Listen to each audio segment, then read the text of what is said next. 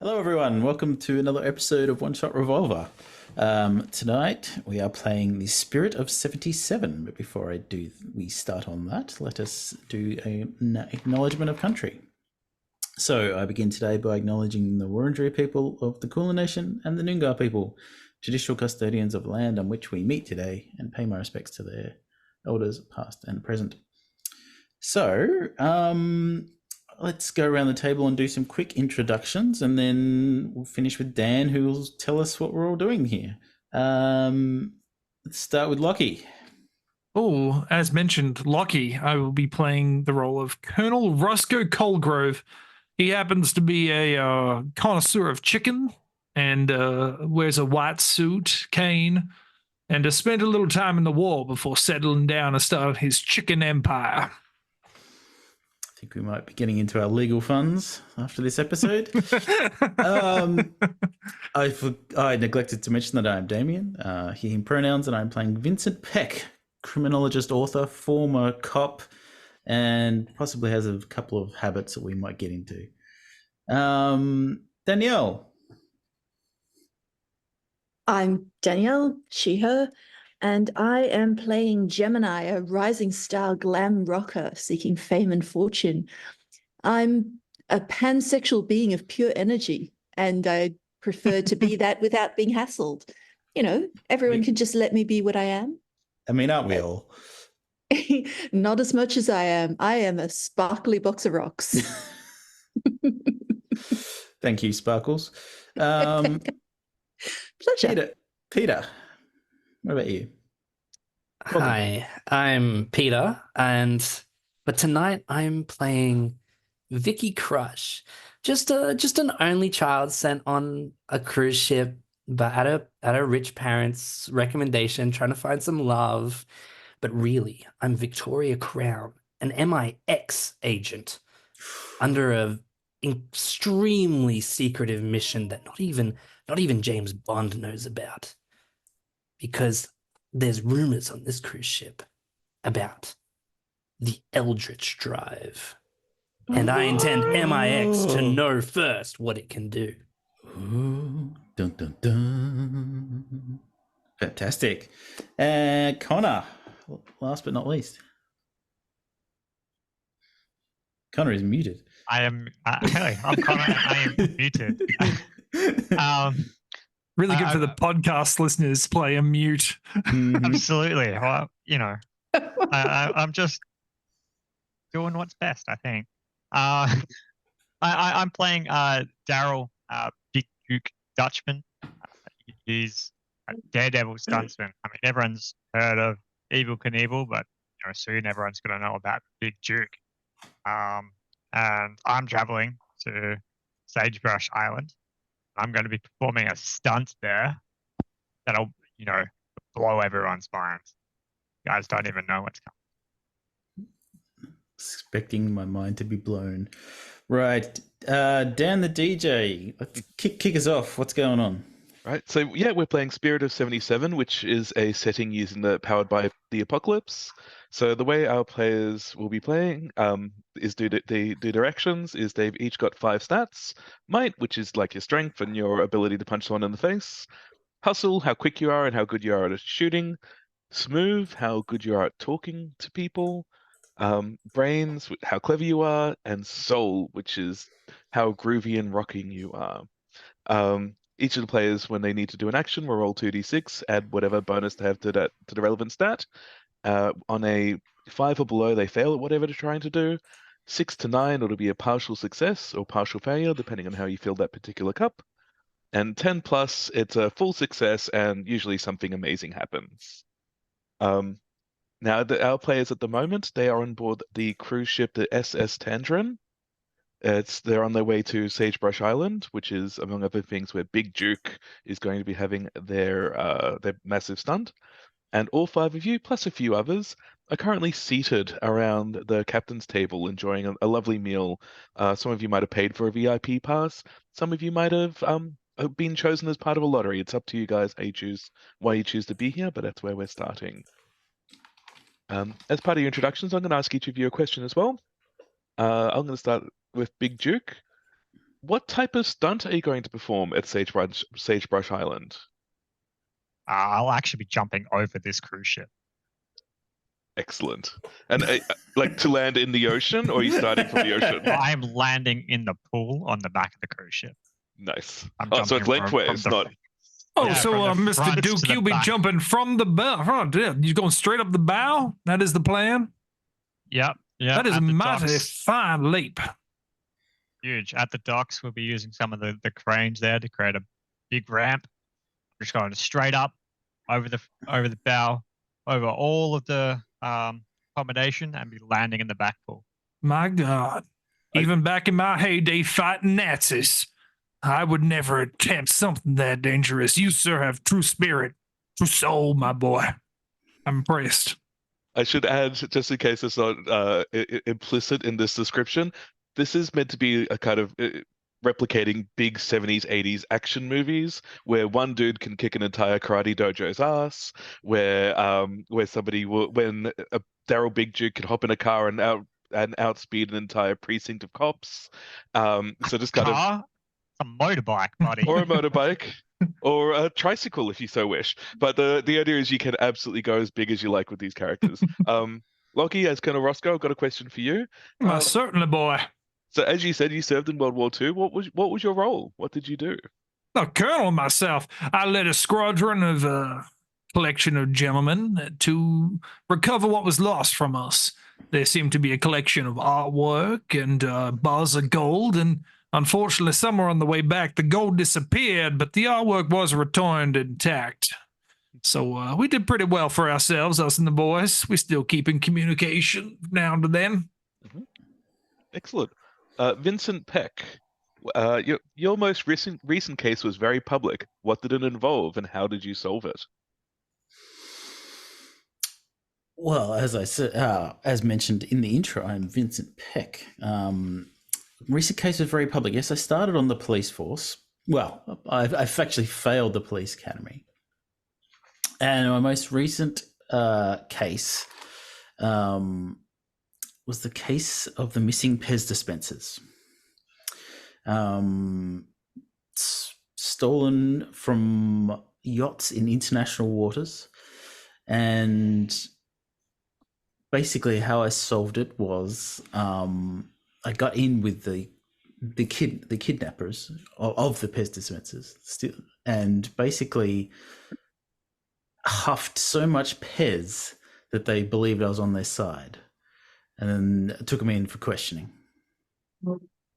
That's quite impressive. Did you have to build up a tolerance to the Pez dust up until that point? Hard to believe that someone just jumping straight in could snort the Pez in such a manner without feeling the high. Well, that's how I got kicked out of the police academy, don't you know? And they say I had a habit and I was an addict, but I can quit any time, really. Of course. You were undercover. So that stuff doesn't get so you that brave. high. It's really mild. You thinking of trying something when you come of age there, Vicky? Of age? I mean, you must be at least 16. I am at least 16. I mean, how old are you? that's very impolite. Oh, look, it is impolite to ask a young woman her age, but when you've been around as long as I have, it's difficult to not get to the point. Well, if you must know, I'm 33.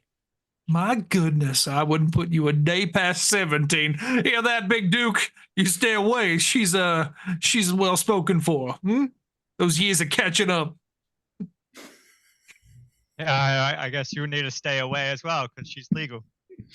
Well, I mean, it's difficult to keep the women away when he opens up his coat. There's just like wads of money. It's like, when you got a little bit of fun, you got to be careful. Because every other person and their dog wants a piece of you. He throws a wink at Vicky. Yeah. Unlike your chicken, Colonel, I don't think they want a piece of that at all. Yeah, but I've been told I'm finger licking good.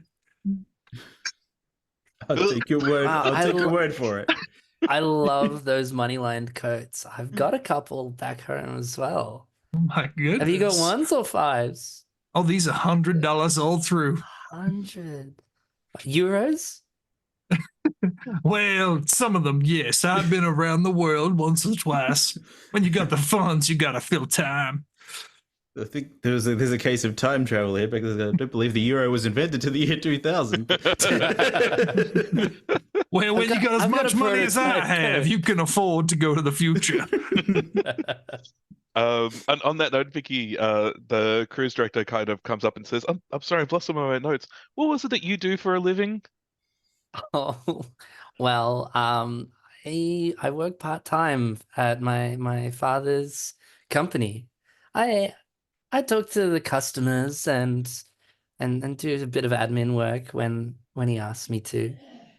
Otherwise, I'm keeping a handle on the horses that are at the family home. Beautiful. And Gemini, last but not least, what's the craziest thing that you have listed on your rider of backstage requirements, e.g., no brown M&Ms? Oh, I Racist. mean, none of the things I've got listed are crazy at all. They're all perfectly reasonable riders. It's some of them are maybe a little bit more difficult to achieve than others. Probably the one that's given me the most trouble with people at these venues has been where I've said that the green room, I have to have my alone time in it to begin with. And while I'm meditating in preparation for my show, I need rose incense and sparkling water that has never touched anything plastic. And I need there to be a cat, like a big cat, not a house cat. I don't really mind if it's a leopard or a lion or a tiger, as long as it's friendly. But I needed to be there with me with the sparkling water and the incense, all on my own, not with the zookeepers, not with the guards. I need them to just step out while I meditate with my cat spirit. It's important to me, and it really helps me perform. And I've had a bit of pushback on that one. But Yes, I know. my It seems manager, unreasonable that you'd be asking for incense. my manager has promised that it's going to be okay going forward, and we are going to get the tiger and the incense in the same room every time. Thank you for placing a giant tiger in the hold of this boat Yeah. somewhere. I'm sure that won't come up at all. You He's doing friendly. a show on the ship? Oh, I'm doing several shows on the ship. I'm mainly here to perform on Sagebrush Island, but there will be shows every few nights while we're on board, just to share the love with all of you fine folks. Well, I do appreciate that and all the effort you put in. It must have been pretty hard to get up there day after day. I remember hearing about your felines in the paper, Gemini. I remember, was it a lion you had last time? And is it true you've only got one leg now? No, as you can see, I have got both my legs. It was a lion, but we resolved that issue. That's all fine. That's why we have a tiger now. They're friendlier. I've heard that the tigers are friendlier than lions. Yeah. They respond much better to the incense. Lions apparently don't like roses. Who knew? Well, that is an interesting fact. I know, right?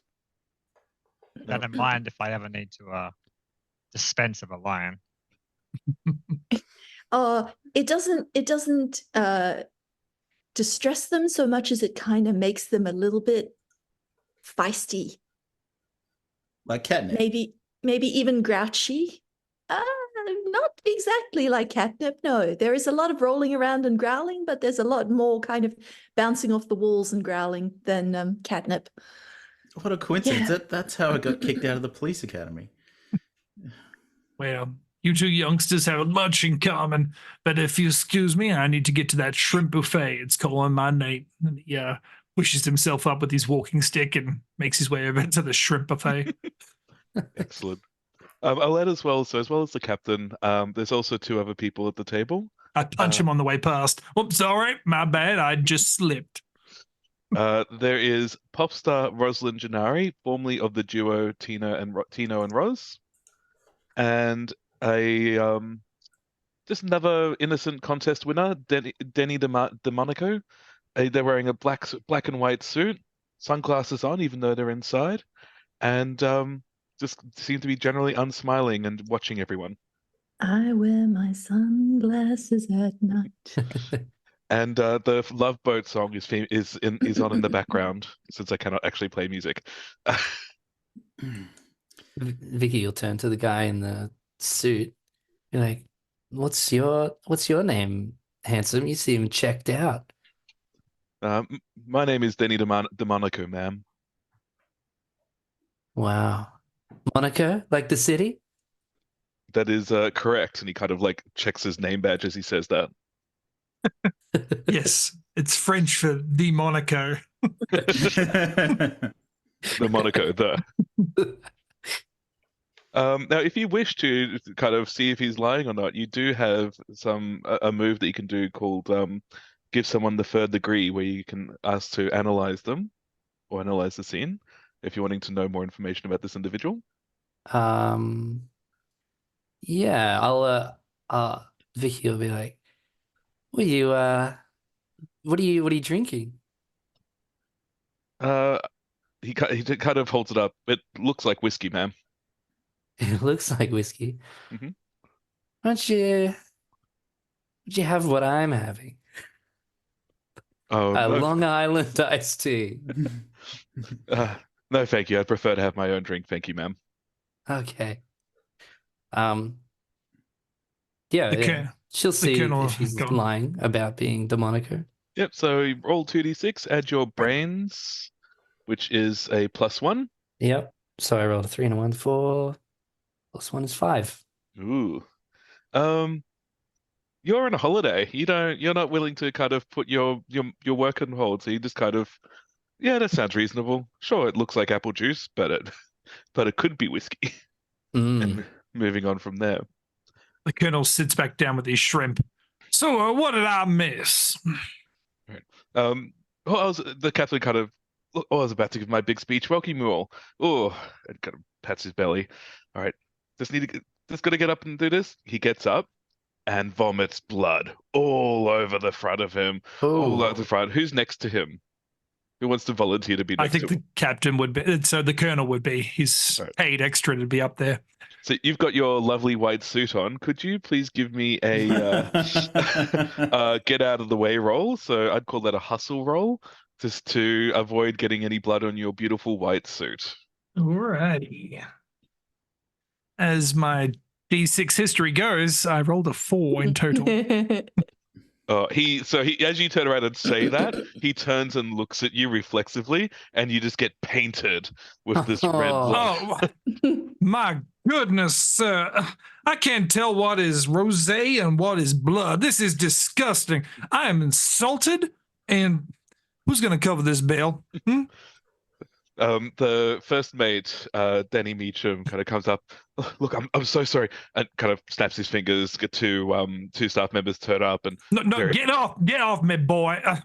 Luckily, I brought 7 other suits exactly the same make. If you'll excuse me, and he takes the shrimp and just looks at them. They're just covered in blood as well. So, of course, sir. But before you go, just as a way of apology to you and all your other compatriots, here, and he gives you a bunch of vouchers. If you want to walk off before you read them, that's fine. But if you choose he to have a look at snatches the mill out of the hand and walks off. He kind of gets 2 other staff members, start leading the captain away to the first aid room. As you look down, you see the vouchers. So there's $200 in chips to use at the Monaco Casino. Nice. You get front row seats to the Turtle Dove Singers performance later that evening in the Casablanca Lounge. Yep. A VIP treatment to the Havana discotheque, including pink champagne bottle service. And as you walk, he says, and that includes immediate upgrade to in your accommodation to the exclusive Sun Deck suites, just outside. I'll have somebody go get your bags and move you to a new room immediately, sir. I'd appreciate that, but if you excuse me, I need to change. Was this implied that this these gifts were for everyone? For everyone. So everyone gets these as a way of apologies for the disruption tonight. I'm so sorry. Clearly, Captain's very ill. I'm going to make sure he's okay. Please enjoy your meal. They'll clean up. He's got people kind of trying to desperately clean up sponge up this blood. It's not working very well. So you guys presumably go to another table and start. And he kind of wanders off. Has anyone ever Well, seen something like that before? This one time, absolutely, I saw something almost exactly like this, except it ended with them not getting up and going to first aid. Trouble with drinking things with glass in them. So who wants some pink champagne to start the night? It looks like the shrimp is not on the menu anymore. What's in the pink champagne? Is it wouldn't happen to be Pez flavored, would it? I'm not sure that we I have can a do problem. something I mean, I about- can quit any time. We can figure something out. Oh, well, I just happen to have some Pez right here. Let's mix it up a bit and see how we go. I think we have to go to was it the discotheque that had the pink champagne? That is correct. Go shake our booty, have a few drinks. It's early. Wow. I wouldn't say no to a drink. Yeah, I might need some whiskey. What do you say, Monaco? Another drink? I'll get you one. I know the best kind of stuff. Didn't he walk the captain away? Did he? No, I thought that was other guys. That's the first mate. No, it's DeMonico, the isn't first he? mate. No, Donnie DeMarco is never conscious winner like the rest of you guys. Cool. Yeah. What does he say? He's kind of he's looking after the captain. Don't speak. I'm getting you the whiskey. All right. And she motions to a waiter. Get something really expensive. Okay, so you do that. He kind of looks at it. Looks like he's drinking it, I guess. The drink glass is going down. Just gonna bore in her eyes just bore into him. So curious about who he is. You could roll you could roll another braze check given that the circumstances have slightly changed. Because I'm trying to use one of my feats here, which is one won't kill you. When you successfully convince someone to share in a vice, roll with something extra when dealing with them. All right. So with that plus one old. So basically by rolling, since you're kind of getting a bit jokey and flirty with them, and they've got this drink, you can roll brains again, but you roll 3d6 and take your best 2. Okay. Basically rolling with advantage. Okay. Yeah. What's plus one old? So if you have a look at the asking questions, so if you look at the action itself that I've been talking about, which is give someone the third degree when you analyze someone. So if you roll, so no matter what, you're going to get one of those questions. If you end up with a total of 7 to 9, you get an extra one of those questions. And if you get 10 plus, you get to ask all of those questions. Ah. Okay. So no matter what, you're going to get one. Okay, cool. Hiya! 8, 11. No, I keep 2. Yeah, so you take your best 2. 9. 9 plus 1 is 10. Cool. So you get to ask all those questions about this person. So the questions are: is your character telling the truth? Hell no. What does your character intend to do? Continue pretending to drink whiskey and pour it into a pot plant next to them. Oh wow. What does your character want me to do? Leave him the fuck alone so he can do his job. Yeah. And how could get your character to do that? I'm not going to answer that. In fact, I'm going to substitute with another question, which is who are you really? Which is some kind of spook like you. Yeah. Yeah. That makes sense. She definitely be trying to get his number. He seems exactly that kind. But he's less undercover than she is, I guess. Well, he's kind of being very 80s movie obvious about the fact that he's some kind of CIA, FBI, whatever equivalent. You just see him constantly talking to his collar. Yeah. That's the one. That's the She's one, onto me. that's the one thing I wasn't giving you. So you guys are all heading down to the Havana Lounge, is that right? Yeah. Yeah, I think so. Yeah, for sure. So if I just put in our Discord chat a very basic map of the ship. So you guys are heading down to the Caribbean deck. Mhm. And I'm going to say to you, you're in the very back section, looking over the bow of the ship. Or that's the word for it, back of the ship. Yeah, bow. I think I'm so. a little bit So the concerned about that stern- thing in the lower stern. left of the map. The lower Now left. is the front, isn't it? I'm Oh, pretty sure the bow is the front and the stern is the back. Yeah. So the cruise ship of the damned. Don't ignore that. That's not going to come up. Here's Dan forgetting to crop certain things out of the picture before he posts them. It's totally not the name of the module and distinct into what's coming. So you guys are down at the Havana cruise ship. Then he's like in there. He's like this yeah, obviously CIA person to at least to Vicky is kind of bopping along and just constantly scanning left, right, all around.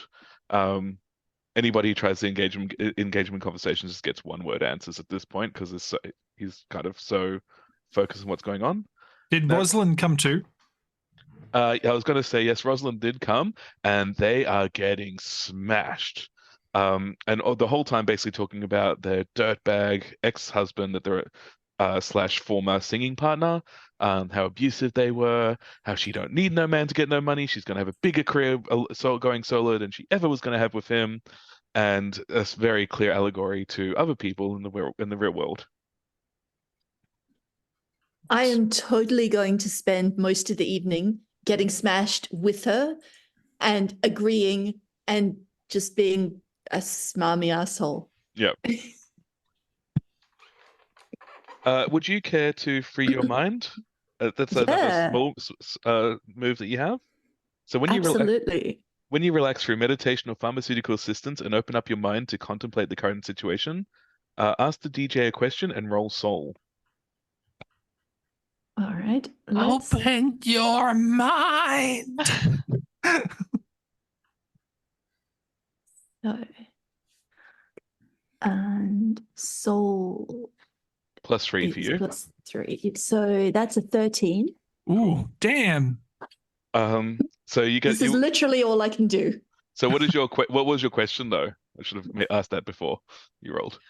What is the most interesting thing going on this level of the ship? So you're it, baby. So you and It's you. these two people, kind of you and this other big star. I'm going to say there's a karaoke machine if you care to run a duet with them. Yeah, absolutely. But you two start getting this crowd going. They're just absolutely in love with this kind of impromptu disco. There is a performance next door with a whole family, like the kind of the Partridge Family type deal. They're getting emptied out as everyone kind of leaves them and comes to you guys instead, giving out this free show. What are the rest of you doing while this is happening? Can I scope out the scene? You can. I'm not going to be able to give you much, given it's just a party happening at the moment. But sure. No, I'll save it then. I'll save it so Alright. there's more interesting people around. Cool. I'm gonna hang back with the colonel. The colonel's not there currently. He's Oh, going to show up. He's getting changed. He went back to his room. So I'll he say will if- show up eventually, Yeah. but he's not there currently. Okay. I'll say if we reach the point where Gemini is doing karaoke, you can be there I by would now. get back. Nice. Yeah. So I think he'd come back. He'd actively try and find Duke or Mr. Duke. Now, Mr. Duke, I know you might have a few drinks in you, but we both happen to get these $200 worth in chips, and I like to consider myself a man of the cards. I'm just wondering if you're a risk taker as well in the card game as you are in death-defying stunts. Oh, absolutely. I love it. I live my whole life on chance. And Why I don't we bet you even try it do. out on the table? Excellent. Now, if I could escort you away from this here noise and racket, and he gestures up towards Rosalind and Gemini, I think we can find ourselves a more hospitable location. I'm going to blow the colonel Fantastic. a kiss, having not heard him, but just seen that he's looking directly at us. All If right. Beth Ann weren't on my mind, I'd probably thinking some dirty things right now. So I'm going to say you guys head down to the Mediterranean deck, which is one level below where you are now. Yeah, you guys start perusing in the casino. Vicky, are you staying up here with within the karaoke world, or are you going to go down and gamble? Did Denny come? Then he's there, but he is very patiently stonewalling you, especially once he's picking up that his cover has been blown with Vicky at least. Yeah. That wasn't what I asked. Yeah. Not yet. Yeah. Victoria's really interested in the captain spewing blood all of a sudden. Hmm? And so I think she wants to try and get close with like the people that took him away, or the chefs or something. If you ask, you can go down to the first aid station. Like a cruise ship this size, it's basically a mini hospital, the first aid area. Yeah. You can make your way down there and pretend you've got an injury or something that you want to have checked out. Yeah, she'll be like, oh, someone shoved me in the party. It's like something really my ankle. superficial. Yeah. These high heels are killing my ankles. I just need to Beautiful. sit down. Do you have an ice pack? So if you ask the staff member that, they say, "Oh, look, if you've hurt yourself, best go down. I'll escort you down to the medical services, and they'll be able to make sure you're all okay. You know, got to look after the insurance people." Thank you. So capable. So they take you down to the Baltic deck, which is the one just above where the hold is. Yeah. And Vincent, you've been a bit quiet. What are you up to while this is all going on? Can I go down to the cargo decks and snoop around? All right, you can. Reminder, there's a tiger in there. But sure, let's have that I don't think happen. Vincent would know that. So All right. Oh, I've told everybody Yeah. What's the name of multiple times. What's the name of Yes, your but- tiger? But you're very drunk, so I'm not trusting you. His name is Mr. Snuffles. So Mr. Snuffles is in the cargo hold somewhere, and Vincent Peck is going down to the cargo hold. Yeah. This is a Chekhov's gun that I will pull last. Excellent. All right. Excellent. So Vicky, you go. I'll start with Vicky at first. So Vicky, you go down to the first aid station. They let you in the door. The staff member says, "Look, I need to go upstairs. They're short serviced at the moment. If you go in there, they'll be able to look after you." And they leave you to go inside and run upstairs. Do you stick with your word and go inside? Yeah, It's a beautiful well, sunny day. this is where I think the captain would be, right? If he Oh yeah. So yeah, she goes in, and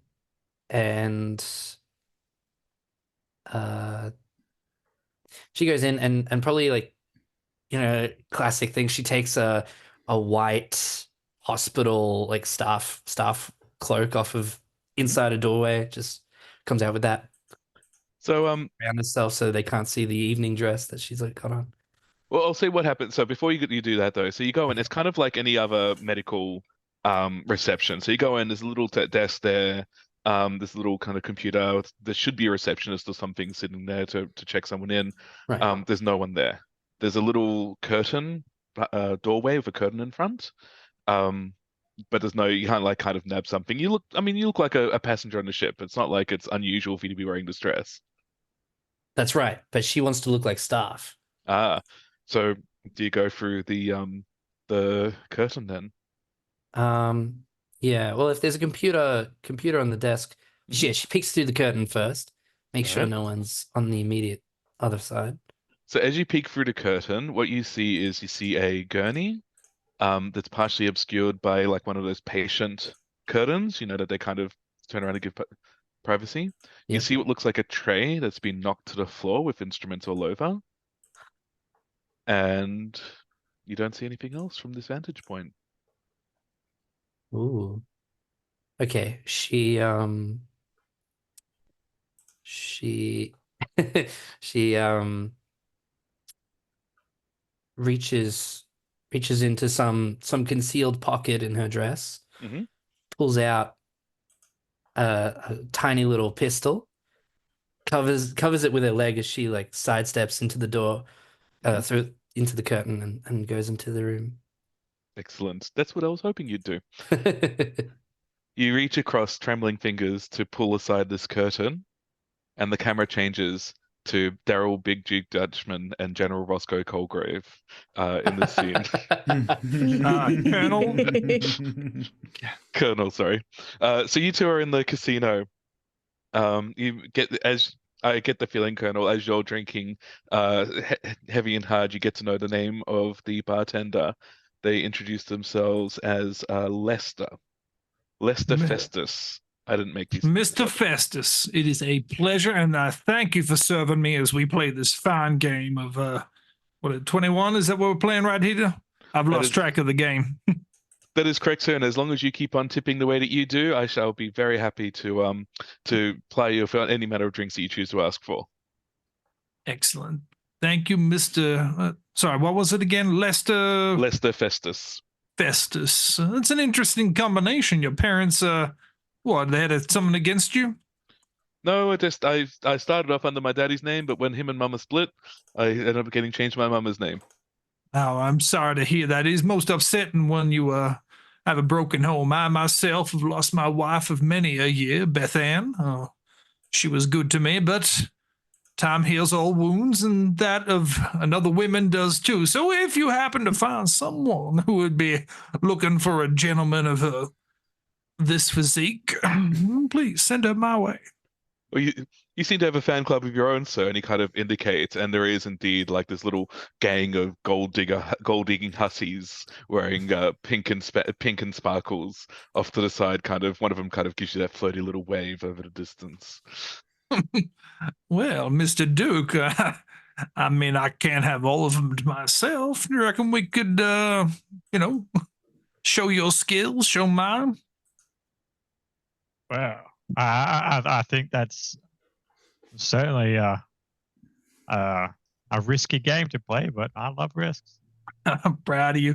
Look, this is a bad hand anyway. Fold.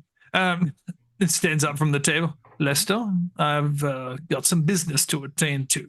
Did you want another drink to be sent to you, sir?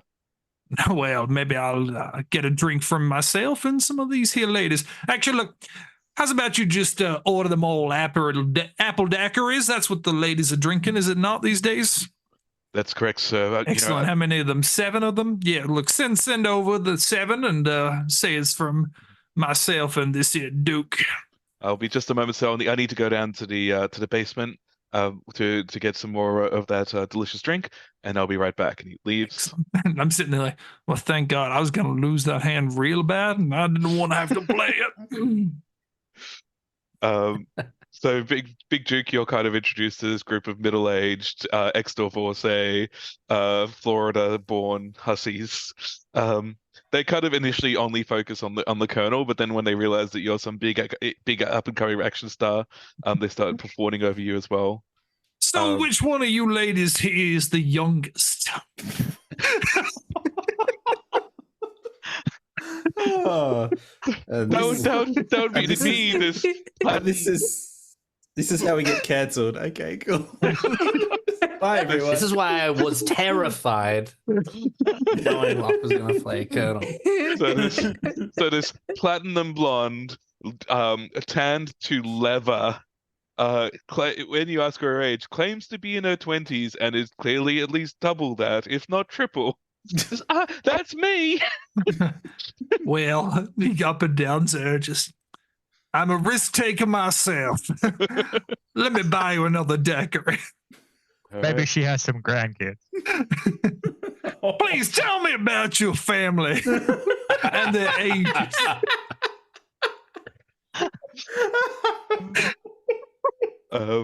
Lester, after a few minutes of I don't want to go too deep into it, Lester comes back. He looks a bit green around the gills. As he's carrying this bottle of drink back to the bar to make you your order, and then he drops it, kind of just drops it, starts kind of twitching, and then launches himself teeth first at one of the at another one of the guests trying to attack them. My goodness, Lester, what are you doing? Until I think he's going to jump in front and try and shield him with his hickory walking stick. So, I'll get to you in a moment. Gemini. Yeah. You just are, a small town girl. you are just a small town girl rocking out, having the time of your life. When, as you can guess, people are starting to turn. You notice off to the side, there's a familiar face in the crowd. Roz's ex-husband, who is... Oh, I've lost it. I did say it before, didn't I? It was Roz and Lori? Tino. Tino. Tino is off to the side. He's just kind of watching her. She sees him, her face falls, and then she kind of gets off stage and runs away. What do you do? Huh. Well, that's a bit of a flat ending to the show. I'm gonna yell out, tell the crowd, we're just taking a quick break. We'll be back in 10 minutes. Get yourself some drinks. And all the rest of my dinner crew have headed off to gamble and or look at dangerous things in hospitals. So I'm going to follow Roz and see if I can talk her into, I mean, her ex is here. Let's go join the Colonel and do some gambling instead. You also have Denny there. Yeah, but he doesn't seem like much fun. I'm going to say at this point, Denny's vanished. What? He's... Okay, he's buried the lead. He's not. He's at some. You're not paying attention to him. You're having too much of your own fun. It was Vicky who was interested in him, and so he's gone. You don't know where. You catch up to Roz, kind of, and as you kind of see them in the background, you start chasing after her. She gets what looks like almost mugged by what you assumed initially to be a crazed fan, until you see the fans like clawing at her and spitting blood like the captain was. Okay. I'm gonna keep running right past and grab her wrist on the way through, and hopefully, I don't know if I can convince the fan to back off and her to come with me at the same time. I'm going to say it'll be more that you're dragging her away to safety, but we'll roll for that in a moment. All right. Peck. You go down into the base, into the cargo hold, kind of a bit confused. You're in the cargo area, I'll say. That's kind of open to guests, not difficult to get to, as much as the engine, which is on the same level of this building. Every now and then you hear a bang as something thuds against a wall, or something like that. Can I scope out the scene? You may. So that'll be rolling brains. Yep. Ooh, 13. Nice. So you get to ask me, I believe it's 3 questions. So okay. Feel free to ask. My answers may change depending on the order that you ask them. What's the fastest escape route out of here? Back the way you came. Just in case I need to know that. Yep. So back the way you came, probably the most direct way. Presumably there'll be another fire escape further up ahead as well, but you haven't come across that yet. Who's the toughest person in the room? That will be the tiger that's throwing itself against the bars of its cage. Are there any people? I specifically said person. So, person. Yeah. No, just the tiger. Just the tiger. Is there anything? Like that. We asked the question and then corrected after he's answered. So keep that in mind, people. Keep that in mind. Is there anything hidden here? Well, all right. I'm going to change that slightly. As you look at the tiger, you see not only is it like throwing itself like crazy, it is doing so with blood pouring down its mouth and this kind of green tint to its eyes. And when it sees you, it locks onto you. Where it was just kind of like going against all the bars of the fence. No, it starts like going against the cage in your direction, trying to reach you. what's the heaviest thing in the? Well, I guess not a question, but asking the question. I'm sorry to say, sir, that is your third question. Can I look around for something? That's Nope. another question. Is that another question? Can I ask you another know. question? No. Can you? Can I have Vicky. 3 more questions? No. Vicky, we're going to the camera switches back to you in the medical bay. I thought, like, we haven't described what our characters look like, and my voice definitely doesn't do it justice. Please do as you kind of grab this lab coat and put it over your what it initially looks like. Oh, I'll let you describe yourself. Sorry. Yeah. I imagine she's got some quite elegant evening gown. Just like black, like a black dress showing lots of cleavage with like not bright sparkles, but sort of like muted sparkles all down her dress. So the white lab coat looks really strange. So she tries to pull it over as much as possible, but she pulls the gun before she goes into the curtain. She pulls this gun from like a slit in her dress, just like a normal leg Glad slit. you said dress. And yeah, holstered there on her inner thighs, this gun that she pulls out, holds by her side, sort of crouches through the curtain. So you crouch through the curtain, and what you see is the captain covered in blood. You see that on the gurney there were like wrist straps. They'd been somebody had been strapped to this table, but have like been forced up and out. You presume that the captain is the one who was strapped down and freed themselves. And you look down on the floor and you see the doctor, you presume, another person wearing a lab coat, torn in half, guts spilling everywhere, clearly very dead. The captain looks at you with one eye and starts reaching out forward with a hand, but the gurney's between you and them. Wow. She in shock, she raises the pistol. And just like, Captain? Nothing but animalistic growls in response. Getting more urgent and fiercer. Okay. Does he have a weapon in his hand or anything? Bare hands and teeth. She switches the gun to knockout mode. Yep. And fires. Excellent. Now, because you've got this gun is considered X-Tech, so it's kind of like this James Bondy weapon, as you say, lets you switch to knockout mode. You can roll to shoot. It is a hustle roll, but you get to roll 3d6 and take your best 2. All right. Oh, that's yep. 9 total. 9 plus your 2 from hustle as well? Yeah. Okay. So you get to make a choice. You can either deal half damage effectively, do only 1 point of damage, or you can open yourself up to danger to deal full damage. We're not gonna. She'll do half damage. Cool. So you're kind of like you're having to maneuver because the gurney's between you and them. You fire a few shots, and so some of them ping off the gurney, but one of them manages to hit the captain. He's unfazed. Like, he doesn't react to the shot. He's hurt, but he doesn't kind of like back off or anything like that. Okay. Did you say there were 2 bodies on the ground? So the doctor presumably has been torn in half.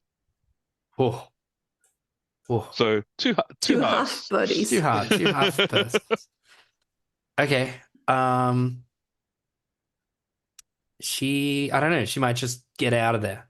Cool. So that's going to be, I'm going to call that a keep your cool run. Are you just kind of running as fast as you can? Yeah, she'll be like, she'll like fire it at him, like this burst fire. Yep. Ping hits him in the body. He's unfazed, and just see her face, drop the pistol. Shit. And she just like whip turn, runs, like jumps over the counter. The receptionist. MIX training kicking in. Yeah. I'm going to get you to give me a keep your cool run in that case. move. Okay. So you can choose which stat this will apply to, depending on how you're doing it. From what you're describing, you're trying to get out of there as fast as you can. So that'll be a hustle roll. Yep. But rolling your standard 2d6 and add your +2 from hustle. Okay. Going sideways. 11. Nice. You managed to get away. Not a problem. So he kind of lunges at you, but the gurney's kind of blocking him, and he's not able to scramble over it before you manage to get away. Where are you heading? Should probably head to the Mediterranean deck because she knows the Duke and the Colonel are there. Cool. And it's the closest out of that in the Caribbean. No worries. So you duck out, you head straight up to the Mediterranean. I'll note just for you guys as well that each of you has more gear in your rooms, which are currently on the sun deck, which have now been moved to the sun deck, all your gear. Just as a reminder. I'm gonna say, yeah, with that success, you run up, you come across Colonel Roscoe Coldgrove and Daryl Big Duke Dutchman, just as Lester lashes out at one of the guests. What do you two want to do? I was going to jump in front and take a hit. All right, yeah. If I wade in there, we get Dan the double nickel, just charging straight into the thick of danger there. Yep. So I get an extra armor. That's right. It says if I was leading a gang, they would get armor too, but only if they were like also on vehicles and convoy. Yeah. Because me and the Colonel are just about to go for a ride, would that also count? No. So unfortunately, a gang of one doesn't count as a gang. So we also got a collection of hussies, so putting that out there. They're not gonna fight. What? Tracy said she's with me no matter what. But I will let you both deliver a beatdown. So roll, add your your respective might bonuses. I believe that's +1 for both of you, regardless. Daryl, you're just punching. You don't have like a melee weapon or anything, so that's just the standard 1 damage if you connect. I've got an 8. Cool. Yeah, I got a 7. Cool. So both of you can choose. If you look at the basic moves, you can choose you can either deal full damage, so 1 and 2 for the Colonel because he's got his walking stick. You can either avoid any counterattack, deal more harm, so deal an extra point of harm, deal 1 stun harm, which is like a knockout hit. Try and disarm them. Hard to do. They're using their teeth and hands. Try and disable your target, or try and take something from the target. When we say disable, what counts as that? I'd say just tripping them, basically. I mean, that would be ideal from my point of view, if I could do that. Can I disarm him by punching his teeth out? Well, I'd say if you're both trying to do that, I'd say that is more like you're trying to knock them down so they can't keep on going after this person. Yeah, knock them down and stun them, I guess makes sense. So that leaves both of you open to a counterattack. So if you yes, you both succeed. You kind of one of you like trips him up. The other one, I'll say Dutch, you knock him on his ass. Sorry, Big Duke, you knock him on his ass, and then Colonel, you're kind of holding your cane down on his chest so he can't get back up. Now stay down, Mr. Festus. But as that happens, you need to either take a hit or get out of the way. So you guys can roll either might or hustle to avoid getting hurt back. I'll roll my hustle for a 10 on the dot. Yeah, 11 for me. Cool. So you both managed to avoid getting hit. Amazing. Well, you handled yourself mighty fine there, Mr. Duke. Yes, you're pretty good with that cane. Where'd you learn how to use it? Well, when you're in the military, you got to pick up a thing or two. And he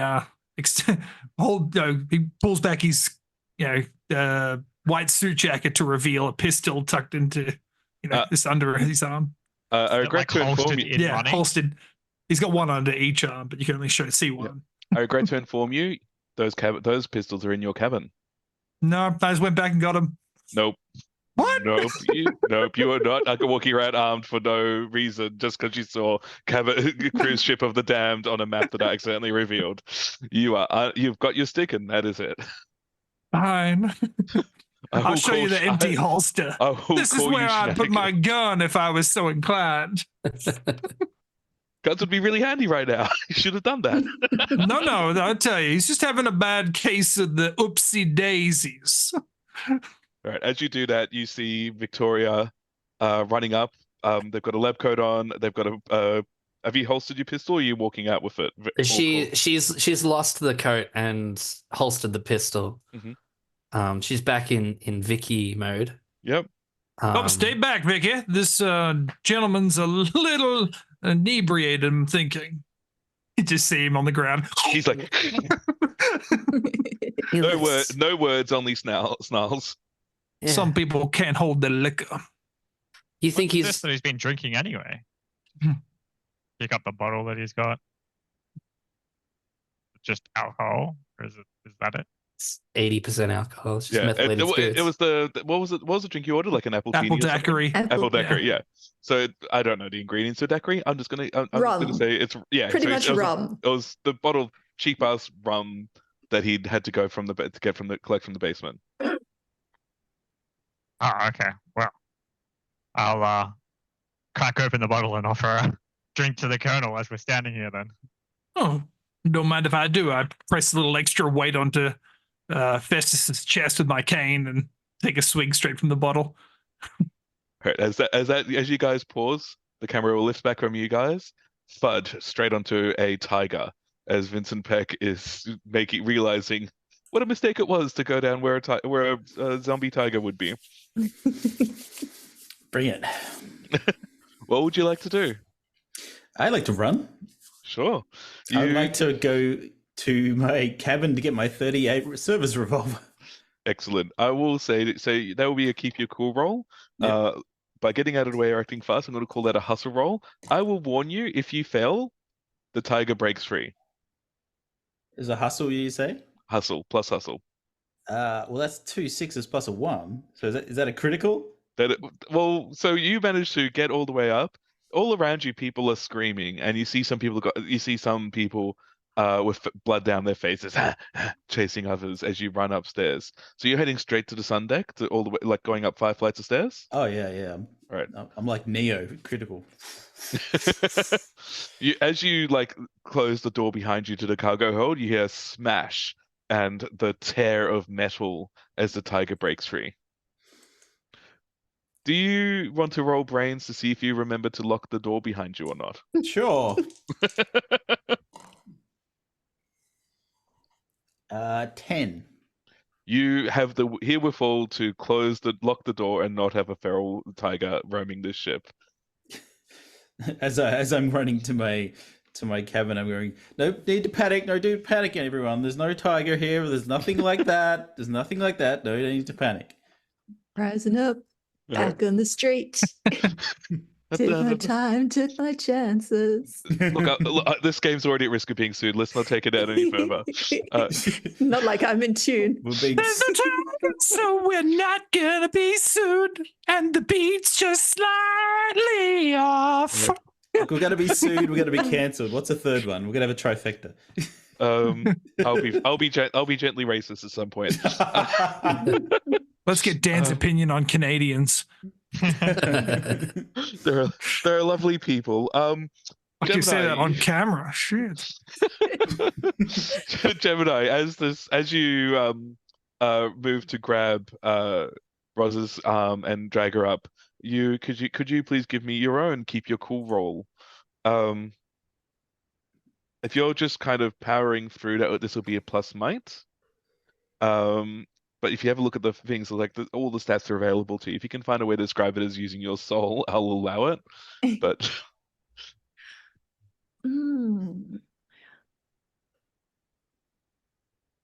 So I've just had a great performance. Mm-hmm. I'm riding high on quite a lot of champagne and not a few pills, given that I've got a whole handful in my pocket. Oh yeah. And my new best friend who's been performing with me is running away from her abusive ex and has been stopped by somebody who's just a complete buzzkill in the corridor. So what I want to do is just use all of that serenity that I've gathered and just power on through. Like nothing else is important. All that matters is that we are one. We are together. We can make it down this corridor and nothing can stop us now. All right. That is indeed through mental fortitude or serenity. You may roll soul to escape the situation that you're in. Now we see what the dice say. It's important to note, that- just the reason why you're reaching for this so far is because it's a +3 compared to like a +1 or -1 to all your other Yes. stats. I mean, hustle's not too bad either. Hustle's a +2. Yeah. I'm quick and serene. That's a 9. Nice. So with a 9, you stumble, hesitate, or flinch. So I'm going to offer you a worse outcome, hard bargain, or ugly choice. The hard bargain is this. Either Roz is going to be so inebriated they're stumbling and slowing you down. You can either leave them to their fate or potentially get bit by as you're getting attacked by various other zombies.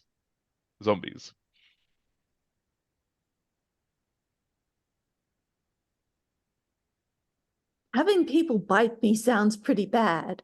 Or kinky. Or kinky. Roll the soul. Oh, boy. Has Gemini tried it before? Yeah. So I guess with that, I'm going with getting bit. Gemini is nothing I except have- about new experiences. I haven't tried it before. And you know what? I mean, sure, they're making animalistic noises, but in the right context, that can be good. That could be a thing. We've all been there. Yeah. Not into blood, but, you know, Yeah. biting, we could do that. Your tiger growls. Yeah. My tiger does growl. I'm not into the being bitten by the tiger, though. If I see a zombie tiger, I am just out of there. Luckily, that won't happen. I'll get you to roll Yet. me a hustle roll in that case to get out unscathed. All right. So that is 11.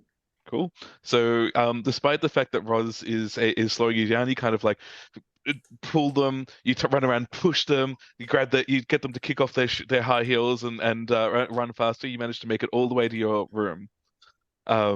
Along the way, you Sweet. pass a panting Vincent Peck, who is mumbling about zombie tigers as they are also running to their room. I can Zombie tigers, feel zombie lyrics tigers, coming zombie on. tigers. Something about zombie tigers. Like this is just crazy voodoo. This whole situation. It's gonna be great. It's gonna make such a good show. Zombie tigers in space. Hey, I've got a whole bag full of makeup. Can I, when I get to my room, start making me and Roz up to look like zombies with like green on our faces? So do you interact with Vincent Peck, or do you just kind of like each go to your own room before you start I- slapping on zombie fan space? I wave at him on the way past. Okay. Actually, you know what? Peck's not such a bad guy. I ask if he wants to come and get some makeup done as well. He can be an extra on the show. We're gonna rock it out as Zombie Tigers. That's our new band name. As soon as you say zombie tigers, Vincent Peck just starts panicking even more and just absolutely scarpers. I tried. To get his gun. But Yeah. has he got his gun yet? I don't know. Well, I say so. You guys go to your respective rooms. Gemini, I absolutely let you you put on makeup in a bathroom as a zombie, but I'm just going to remind you that you have the ability Superfly, fire, explosions, machine gun. No matter fire, it doesn't matter. You always keep you cool, no matter what happens. Your hair, and your clothes always look perfect. So you are an immaculate zombie. There is no. With sparkles. Like there is glitter going on here. If you wish, you can also have like a camo sparkle outfit on to prepare for battle as well. Sparkles in the jungle always works. Oh, just perfect. That's almost as good a band name. Yeah. It's like Zombie Tigers, Sparkles in the Jungle. Yeah. Yeah. Ooh. Double Um, act. So you go do that. Vincent Peck, you absolutely go to your room, rummage through, manage to find your service revolver. You've got a portable typewriter. I don't know how that could be useful, but you can grab that with you as well if you wish. Take I down will some bring notes. the portable typewriter. You never know when the All right. inspiration will hit me. We'll Sitting zoom. in the corner of the room, just like typing away. All, Murder, She Wrote. All work and no play. Sitting there doing, I don't know how much time I have. The zombies are approaching. Oh God, no! Oh my god, it's all the You weird. could just end with That's basically all weird It's the fiction. castle. Weird fiction. I'm writing out my demise. All right. I'll zoom out from you two. I'll re-zoom in on the other three. So, what are you guys doing as you kind of have this quick toast of a zombie being held down by a walking stick? Miss Crush, was it? If you'd be Yeah. so kind as to complete this apple daiquiri. You seem like a woman of the world. You know how to make them. He holds out the bottle of rum that he's been sipping. Sorry, I'm not in the mood. I think. Oh no, it wasn't for you. I had a couple of friends back here. Tracy, this is Miss Vicky Crush, and Miss Vicky Crush, me Tracy. You look where Tracy was, and all of the girls have left screaming. Well, never mind. I'll just take the rum. Big Duke, another hit. Yeah, absolutely. Hasn't been the first time that's happened to me. But you look sweaty, me Vicky. Are you feeling okay? Did you catch something from that captain? From the captain, no. No. How's he I'm doing? Oh, yeah, I went to go see him in the medical bay, and Oh, bless your soul. Aren't you a good girl? I mean, he was also making some animal noises, like this man here. Yeah, quiet, fetus. I can't hear things she's saying.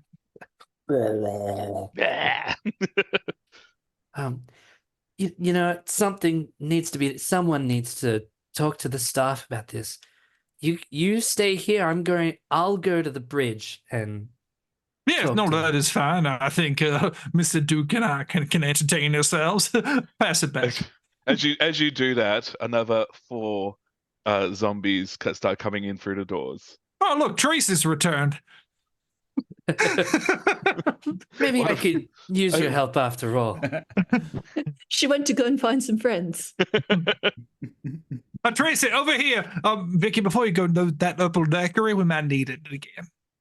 All right, so you guys are staying put. Well, I'm suggesting we stay put.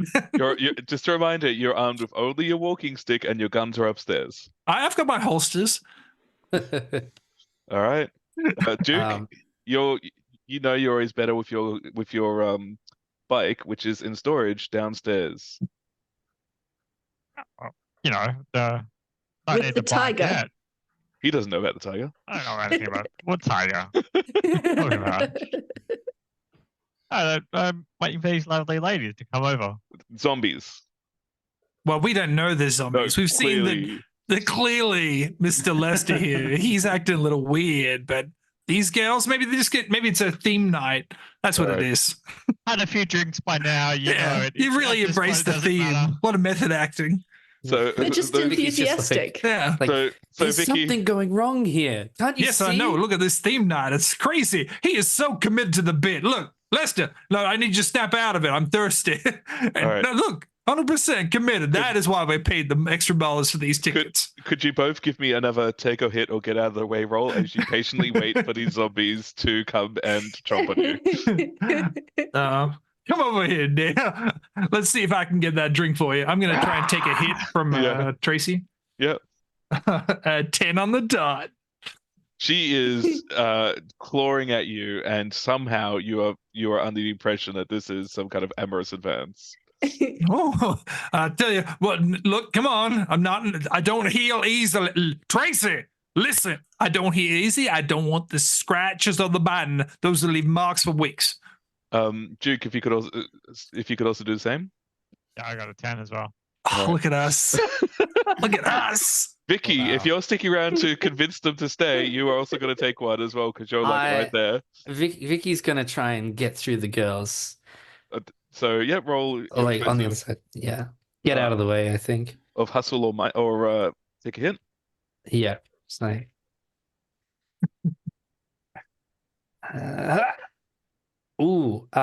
11. Cool. So you are like more aware of the danger. These other two are just fucking lucky. But you are actively like kick flipping away from this horde of zombies. Just imagine this entire count of the Big Duke and the Colonel just standing there, be like, what? What? What? Hold up! Whoa! Enough zombies come up that they are now going from a handful to a gang, which has mechanical effects to your chances of survival. Whoa! They're all like blood dripping down their faces, eyes glassy, hands hooked into claws, nothing but brutal screams as they cry out for your blood. Hey, Mr. Duke, they are really committed to this theme night. I'm starting to think it might not be a theme night. Victoria, you've got your gun. You're welcome to take a shot as you exit the area. She's not going to quite blow her cover yet in front of the other two, but she's going to, like, as she, like, ducks and weaves and cartwheels away from the zombies, she'll be like, sorry, girls, I don't swing that way. All right. Do you leave, though? Do you, like, go, like, these guys are on their own? 100%. Yeah, she's going to the bridge. She tried. All right. Yep, so you head up to the bridge. Do you stop by your room on the way through? Not yet. I want to go to my room eventually, but I want to go to the bridge as Vicky. Yep. As Vicky Crush, not as Victoria Crown. Not in my cat suit. Yeah. All right. So you run up to the bridge. You walk past the rooms to get there first. Cool. You two Take it to the bridge. So Colonel and Big Duke, you'd be another get out of the way as you're getting swarmed. This will now be, because there's so many of them, you're taking one less. So you're rolling 3 times, but taking your 2 lowest as they start to rapidly outnumber you. I see. I'm going to get out of the way as I try and fought off Tracy advances. Yeah. Colonel, jump behind the bar. Okay. I don't jump so well, boy. I'll drag him across the bar. I rolled a 5. Cool. And Duke, how did you go? I got an 11.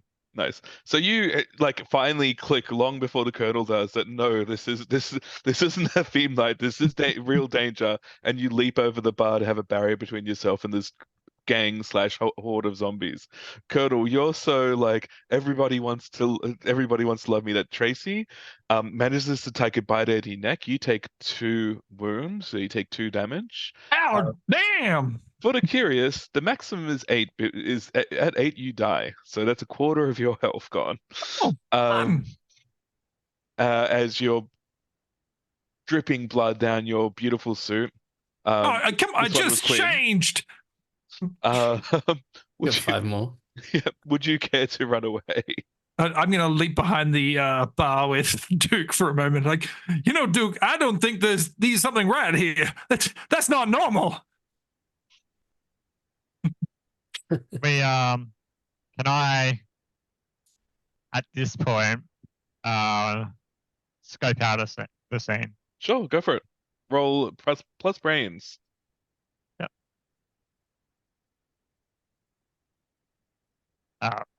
What's my brains? I have no brain. You have plus 0 brains. Yeah. Cool. So, no, I don't get anything there, mate. I'm confused. I got a 4. You got a 4, yeah. There's too much going on. So there's people like breaking down windows. You've got this like horde of about 10 or a dozen zombies kind of slowly making their way towards you, blood dripping down some of their faces. Tracy's like chewing on a piece of the Colonel's skin. I mean, there's an escape route behind you. I'll give you that one for free, so you guys can easily escape. But if you wait much longer, you're going to be swarmed. I would like to take a moment to make a Molotov cocktail. I was about to do that. Yeah. Quick, Duke, pass me that, and quickly grab one. Pass the rum that I still had in my hand as I jumped over the bar. I grabbed the collection of drinks and one of those fancy, hand flame torches they use for the fancy cocktails. I'll light that up and just throw it across. Like, I'm sorry, Lester. Tonight I'm bartending. Okay. So I'm going to say you can. So I'm going to say, Big Duke, you are helping a brother out, so you get to roll. I'm going to say that you spent enough time with the Colonel that you've got a +1 connection to them. So roll +1 to the roll. +1, and then helping a brother out. That's it's a standard roll. It's just a standard roll. Yeah. Cool. So roll +1. I got a 11. Cool. So Lucky, you get a +1 to your next roll. I'm going to say that what you're trying to do is scope out a scene, and a part of that will be, one of your questions will be, can I make a Molotov cocktail of what I've got? If you manage to succeed. Cool. So skip out a scene, brain roll, classic one. I don't even know why I check. I got a +1 to everything. Mhm. Oh, a 11. Cool. 12. So with that, you absolutely can make a Molotov cocktail. You can also ask me 2 more of those questions. Excellent. Which looks like the most expensive drink? Oh, there's like a 90-year-old bottle of whiskey. Right. I passed that to Duke. Yeah. All right. Next thing, which is the fastest way back to my room? So there's an escape route back the way you get back behind you. So fortunately, the zombies haven't cut off your escape just yet. You could be able to run straight upstairs to your beloved pistols. All right, Mr. Duke, I got to get Mary Lou and Paula. Come on. All right. Can one of you roll hustle to throw your Molotov cocktail? Yep, I'll do it. Do it. I'm going to try and climb over with my old man body. Got a 9. Nice. So on a 9, you've got 2 options. You can either expose yourself to danger or only be partially successful with this Molotov cocktail. Partially successful. Cool. The building erupts. A risk taker. The building erupts in flame as you basically throw it straight up. Sorry, the room. The bottle goes straight up, hits the roof, and then this cascade of fire lands on all the alcoholic bottles around you as this entire room immediately goes up. Protect the 9 to 5.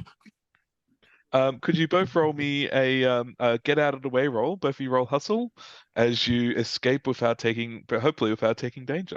I rolled a 5. Cool. Leaving the ship on fire. Leaving the room on fire. The I ship got a has 6. Okay, you both take. Actually, sorry.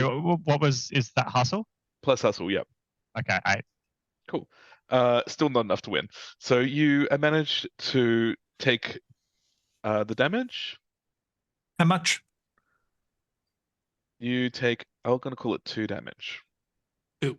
As you both effectively catch on fire as this alcoholic drink hits the roof, the bottle shatters. I'm burning like my chicken. Yeah. And you both get crispy fried. Cool. But we get out of the bar? You can get out of the room, you reach the stairs, and if you wish to, you can either go to the bridge or your rooms. They're both on the same level. Well, okay. As we leave the bar, it's really like, let's see how those zombies handle a little Dutch oven. Okay. Please tell me you have a power for this. I hated that so much. All right, so where do you guys head to? Which direction are you both going? My room. Yeah. Your room? Yeah. Cool.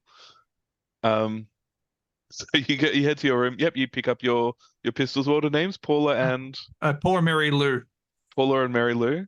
All right, hey, look, Duke, be careful of Mary Lou. She is very kind to me, and she's been good to me. You know what? I'm going to keep Mary Lou. You take Paula. Sorry, Paula. So just a reminder, you do better with both guns. You get like an area effect. I'm aware, but I'm not going to leave my main man, Duke, unable to defend for himself. No worries. Duke, you can also stop by your room if you have. The reason why I bring it up is because in your room there is a fireproof racing suit, and given what you know has just happened downstairs, that might come in handy. That's very useful. I'll grab that, the helmet, and the repair kit. Excellent. In like a little backpack that I've got. Excellent. As you guys come out of your room, you see the rest of the players. They're all coming out geared up. Gemini looking like some kind of glamorous zombie. Don't know why they're in a zombie costume. They're clearly not a zombie, but and sparkly camo. You see, it's a theme night. Yeah, you see Vincent Peck eyeing off a flask that they're not wishing to take a drink from, but might need to. And oh God, they got Gemini and Ross. I'm sorry to do this, and he lifts up Mary Lou and starts pointing towards her with a shaking head. No. I'm sorry, I'm Gemini. I'm sorry. Do not shoot me. Oh God, this one can talk. I'm sorry. All right. Can And we roll for hustle to smoke their ass? I think we have to. I'm gonna say no. Let's not go there. I unload 6 shots into Roz. Vincent, you come out with your hip flask in one hand and your 38 service revolver in another, And a portable and typewriter as well. Don't your forget portable that. typewriter and a sling. Yep. And down the hallway, you see Vicky coming up the stairs, with the knocking on the door on the bridge.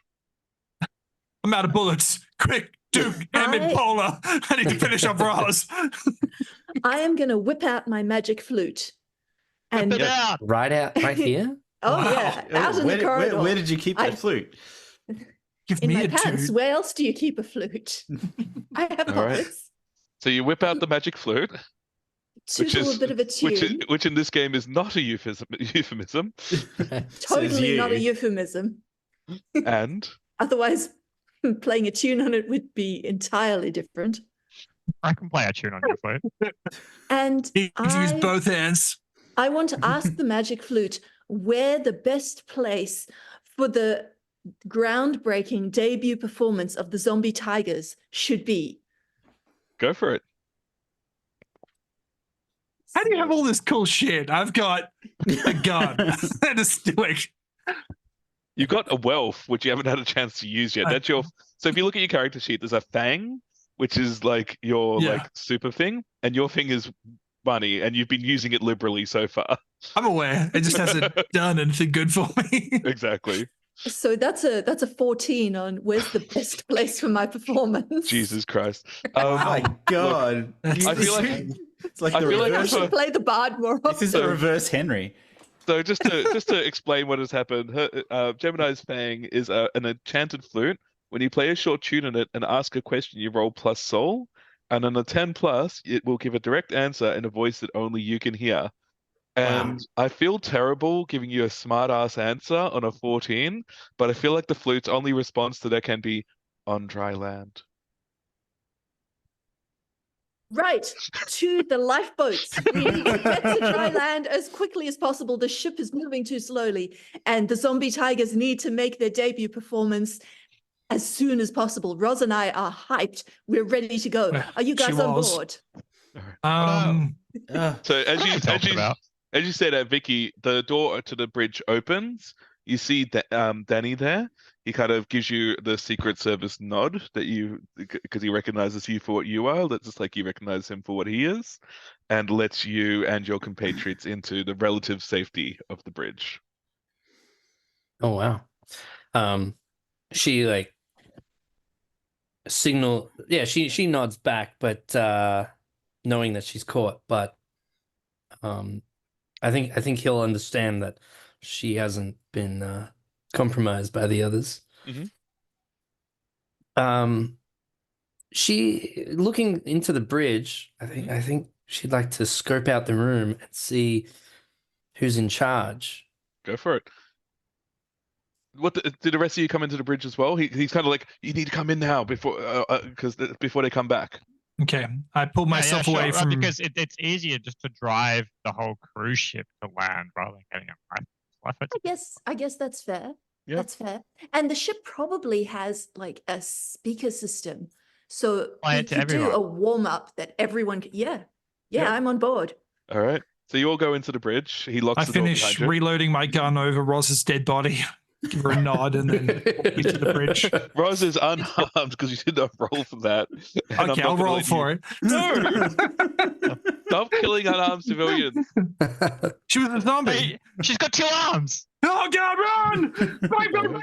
Run! Vicky Crush, aka Victoria Crown, would you like to give me your scope the room roll, please? Sure. Yeah.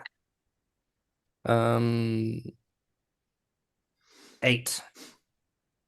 Ask your question.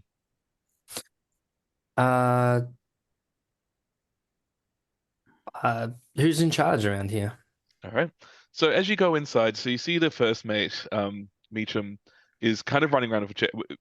Normally he should be, with the captain gone, he should be in charge as the first mate, but he is clearly out of his depth. He's running around like, well, that floor's on fire, and these people are dead, and these people just came in, and he's just completely lost it. Right next to him, Danny's like, it's okay. the government will not leave you in your time of need. We knew the risks going in. We have a plan for what the situation is. Well, Mr. Monaco, what was the risk? What did you know going into this? Look, as far as I'm concerned, you're just a civilian on this ship, caught up in things that do not matter to you. Kind of gives you the look and a wink. You know how it is, when in the industry. There's no need to involve yourself. You're safe here. While we have these doors locked. As he says that, you see this like wave of zombies running to the bridge from where you guys were just moments ago, clawing and scratching at the door, breaking in the windows. We're going to go into a fight. Oh, fun. Okay. Not very safe here at all. The doors are locked, so they can't get in yet, but the rest of the crew are using like bats and like brooms and stuff to kind of like poke them away. Mr. Peck, is that a portable typewriter? In my pocket, or am I just glad to see you? Wait, I was just wondering. I need to write a eulogy for Roz. She's there right with a here. broom. She's fine. What's your typing speed? Maybe it's easy if I type and you just tell. That's what I'm saying. If you could take some dictation. Yeah. Who wants to go first? Well, all right. I'll roll to brain. Before the Colonel rolls, my black belt in crazy lets me start a performance that helps everybody out. And I'm just going to start singing at the top of my lungs. Black belt in crazy? Black belt in crazy. So while the real life. So while Gemini's This singing, is everyone just basically rolls with advantage. You roll 3d6 and take your best 2 as they pump you up for the fight. They're useless while this happens. They can't actually fight themselves, but everyone else improves under the magical spell. Nice. I'm singing from the back. Is it just dice for this, or do we get an additional bonus? That's it. So you just so the way Powered by the Apocalypse works is I don't roll. Every time you roll, there'll be, and if you fail, there'll be a counterattack kind of thing. Okay. It's more along the lines of those 2400 and other systems we played before. Gemini, just out of curiosity, you can name a made up song if you wish, but what song are you singing? Either a fictional song or one from our world.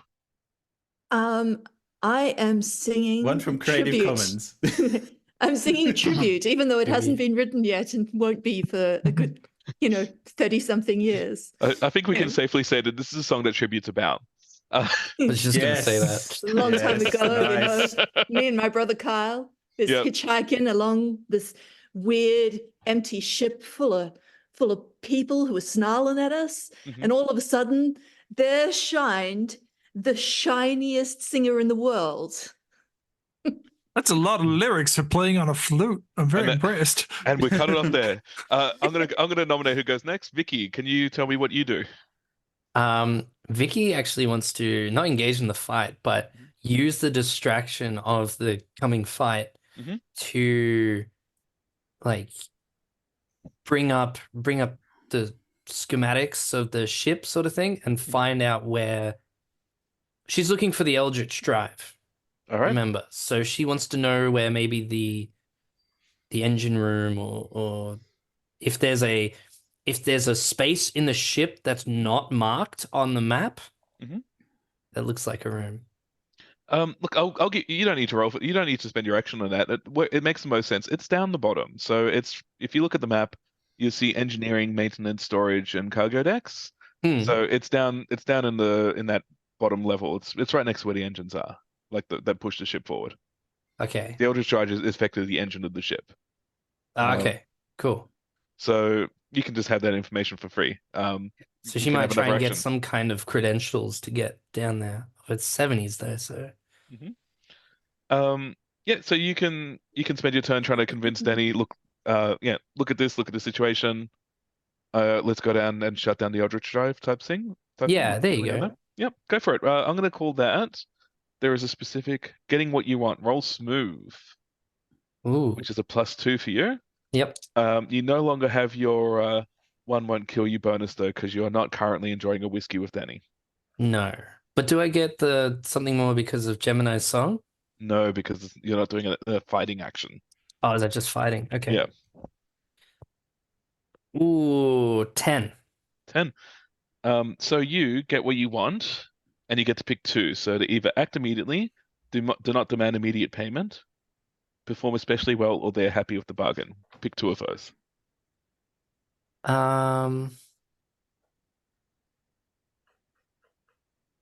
Well, I suppose maybe they act immediately and they're happy with the bargain. All right. So he's pulled out his own service gun. It's like this enormous Dirty Harry revolver and shooting like, I'll send you and your friends down to sort out the drive. Bang bang. If we don't turn that drive off, I will need to scuttle the ship. He's like saying this, sort of whispering to you, not like announcing this. Yeah. But we need to clear out these damn zombies first. Bang bang. All right. Just stay in front of me, okay? All right. Colonel. I think he looks at this horde and so 1 second, Mr. Peck. Mr. Duke, let's switch. And he holds out his cane in exchange for Paula. Yep. Sounds good. Nice. I do that. And then I want to use my dual fighting to just unload a range of bullets down the stairs into the bridge. Yeah, absolutely. Roll hustle to smoke his ass. Nice. Okay. I rolled a 5, 6 total. 6 total. Yep. You fail. You do.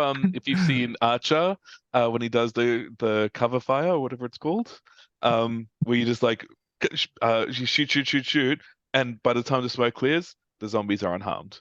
Like there's no. I like the idea that he goes to shoot and then realizes he hasn't got his cane anymore, so he puts out his gun to use the cane, just falls forward, like, damn. Unfortunately, you will have to get out of the way to avoid getting hurt. As you kind of like advance to shoot, could you give me a hustle roll? Yeah. When I use my guns to solve a problem or overcome an obstacle, I get to roll with something extra. Okay. Yeah. Actually, counts. Yeah. Could I use that on my previous thing out of curiosity? Sure. Yeah. I'm gonna roll one more just for funsies. Yeah, you should have done it anyway. I didn't because I didn't realize it was a thing because I'm cool. It would have been a 9. Before. All right, so 9 means that you could either only deal half damage on your shots, or or expose yourself to danger. I'll expose myself to danger. Danger. Which is twice as bad as the actual danger. Roll so still roll your get out of the way roll as you like advance to windows, shouting that you're get out of my way, you zombie whatevers. Blankety blanks. I rolled a 10. Cool.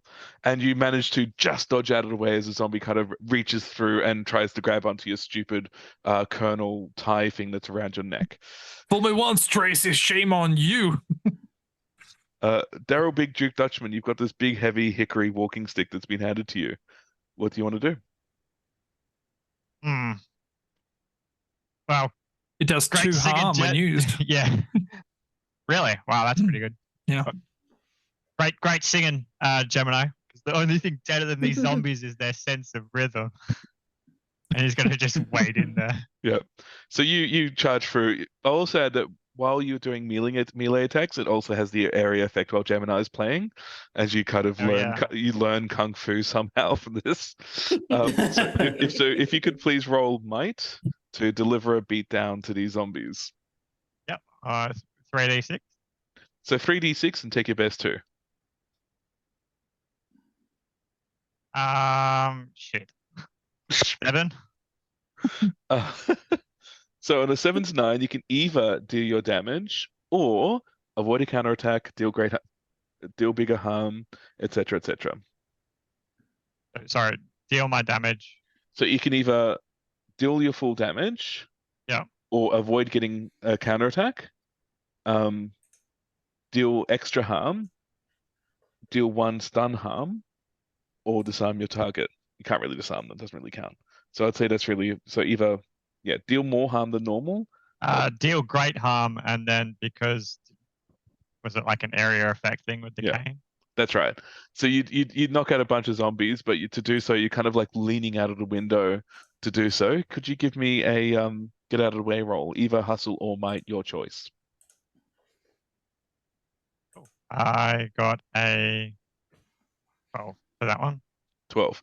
Yep. So so similar kind of deal. You kind of like leaning out a window, trying to shove at these zombies as you deal these like wide swinging attacks, and you manage to pull yourself back in before they manage to grab you and pull you outside, which would have been bad.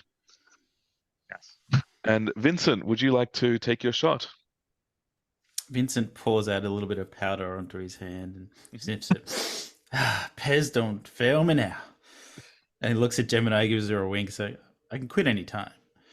Bang, revolver. All right, roll to smoke their ass. Oh.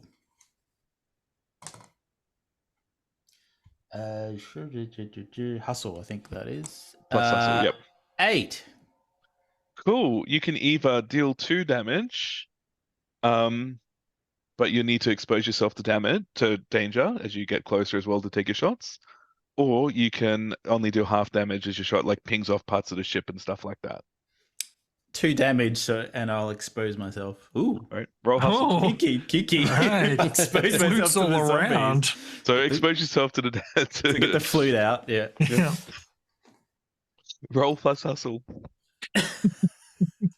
As you expose yourself to what are decidedly overage zombies. I'm going to make that clear now. That is not how I came down.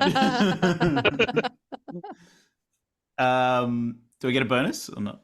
Roll 3D. Or you should have rolled 3d6 as well, don't forget, for your first roll. I did for the first one. Okay, cool. Let me just double check what the thing is for Gemini. Oh,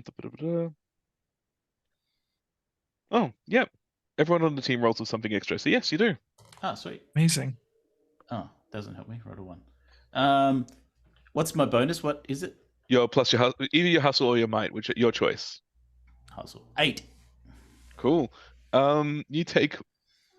I'm gonna make the call for you because that's just simpler at this point. You take 1 damage as you manage to like stick your arm out to take the shot, but a zombie like that you didn't see comes in and breaks at your arm.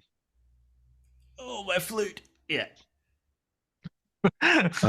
Gemini, I'm gonna get you to roll for the rest of the staff. So roll 3d6 and add +2 to your roll as you're all relatively healthy.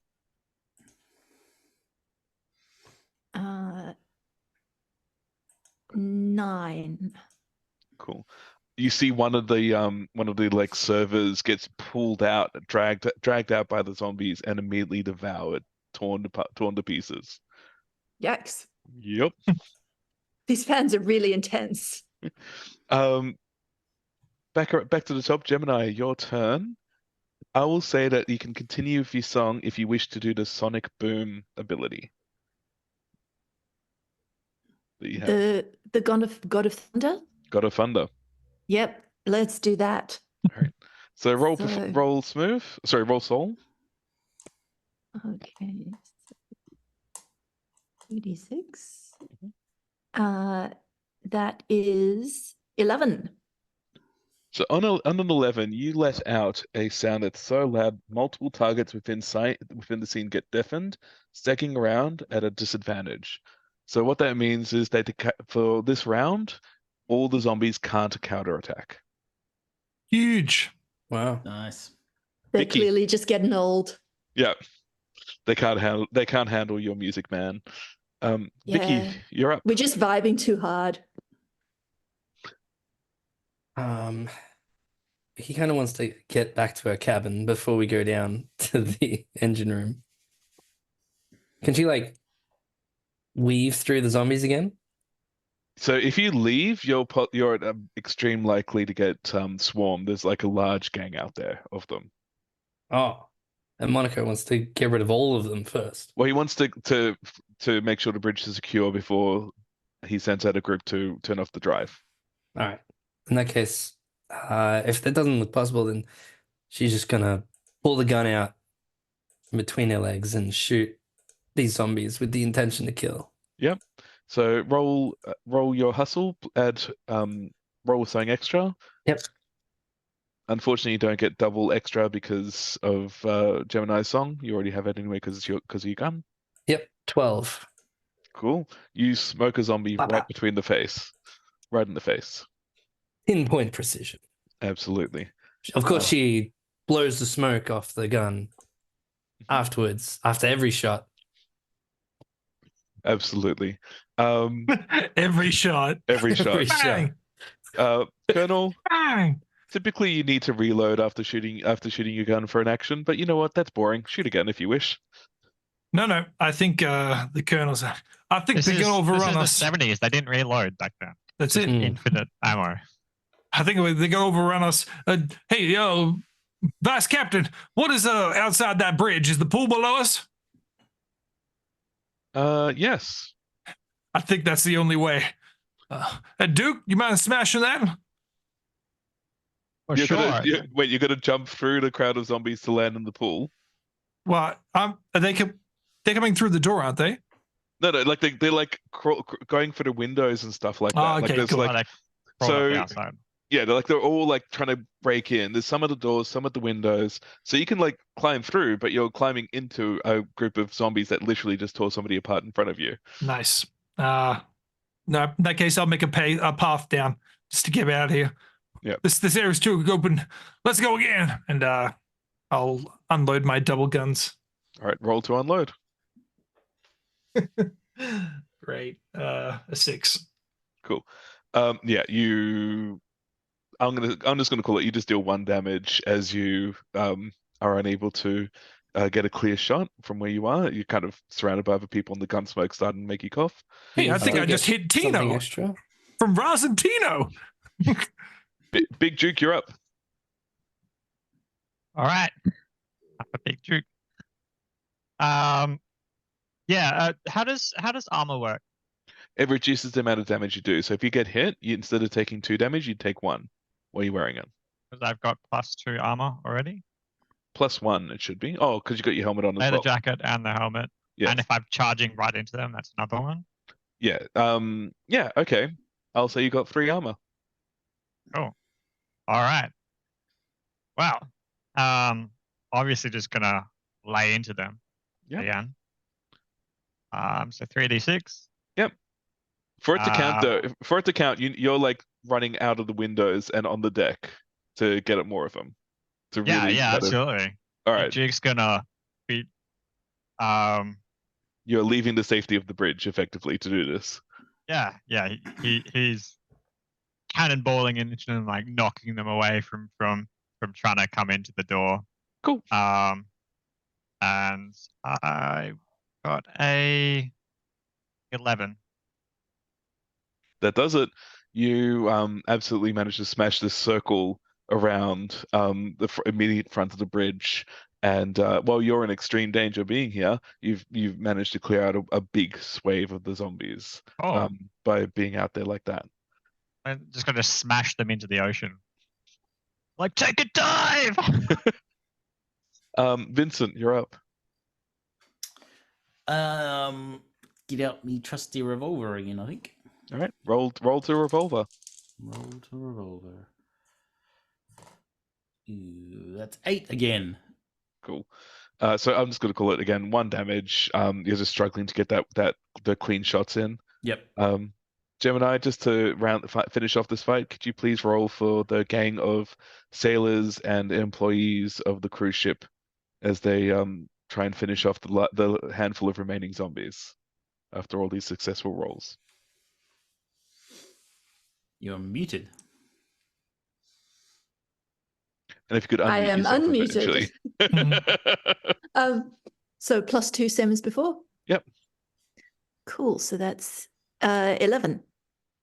So this time, like, kind of realizing the danger, none of them kind of stick their hands too far out the window, and they manage to clear out enough of the zombies. There's only a handful left, and they get picked off by well-aimed shots by Danny as the zombie horde is removed from play. Good work, team. Good work, team. Anyone seen a tiger? Oh, is Mr. Snuffles out? Mr. Snuffles So, was looking Snuffles? quite hungry. Oh, I wonder if they forgot to feed him. You're saying there is a tiger upon this ship? Yeah, remember it's on my rider. I need to meditate with a big cat before my performances. It really helps me. Yeah, very well. I I really- thought that was some kind of metaphor for something with you fancy types. No, I really just need to meditate with a really big pussycat. My God. Well, I thought you'd understand, Colonel. no, I personally have never meditated with a big pussycat, as you put it. Well, I guess we'd best be on our The Colonel guard. prefers the presence of birds. Yes. All right, let us. I think we need to make for the lifeboats. It's probably our best option. Sounds. I think so too. But perhaps Gemini wants to bring the tiger, but not sure if the tiger is untainted, shall we say? I'm I quite thought we happy leaving agreed the tiger. that it was quicker to just drive the main ship a bit faster to get to land. Yes, I'm okay with the ship driving, but I am concerned about the people living upon this vessel at this time. And the security of this bridge now has been compromised. That is completely correct. As I think you you're on the money before Gemini with your lifeboat idea. as Oh, you say that, Victoria, you follow Danny's eyes. You look outside and you see that all the lifeboats are floating free in the ocean. They've all been released. And from what you can see, they're empty. It looks like the lifeboat idea won't be holding any water today, boys. We'll have to steer this ship ourselves. Get this mission under control. You seem like a handy group of people. Can I trust you? The colonel looks around and sees Gemini, Roz riddled with bullets, and Vincent with his typewriter. Yes. Well, I think we will do our best to survive. you can trust us, Vicky. You can trust all of us. Perhaps a We just need to come together and bring a positive energy to this thing. I've got a Who knows how to feeling- drive a ship? I've got a feeling a jaunty tune might make the ship go faster. Oh, What that's are a you great smoking? idea. Not smoking anything. we need to get down into the engine room of this ship and Yes, that is a good idea. He's mighty secure down there. All right. And turn up the engine directly? Absolutely. Yeah. Do you know where it is? Vincent, you were down there before. You were talking to Mr. Snuffles. If it's all the same to you, I would rather not encounter Mr. Snuffles again. Well, we've got the Colonel and his girls to keep Well, Snuffles away. Feed to Mr. Snuffles. That is true. It will not be my first tiger I have hunted. so is there any possibility of getting back to my room? So, you can absolutely go strap by your room, and in the nature of 80s action films, suit up Yeah. almost instantly. Just like this quick little montage as It you just cuts to put you on completing your the zip. as you Yeah. put on your mean- super spy cat suit. Let me just slip into something a little more comfortable. But before you leave to do that, so you have this little whispered conversation with Danny. He says, Yeah. I can give you 20 minutes. Otherwise, I'll need to scuttle this ship to make sure the disinfection stays here. I'll leave you to take your little band. I need to stay up here as the final failsafe in case I don't hear from you, in case you don't make it. Give us 25. Do you have a walkie? He kind of nods and gives you another earpiece and Nice. sleeve Secret Service walkie-talkie. Nice. He also so a few other people, like half a dozen, put up their hands to help you as well. So you got a small gang of sailors who offer to come along with you guys. The rest stay back and man the ship.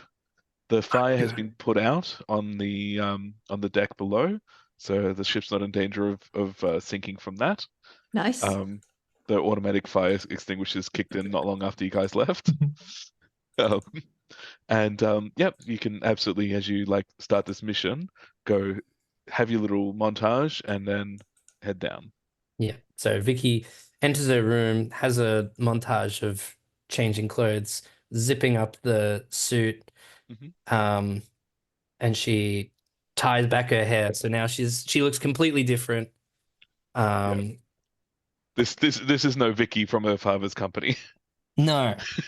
No, she's gone from evening gown and high heels to black leather catsuit and combat boots. And she's holding a gun openly. She's like, all right, okay. Who's with me to the engineering bay? Oh, I'm sorry. Have we met? I'm with you, Vicky. I like your style. You need a little bit of glitter, but this is a great look for you. Thank you, Gemini. I think you just have something for cats.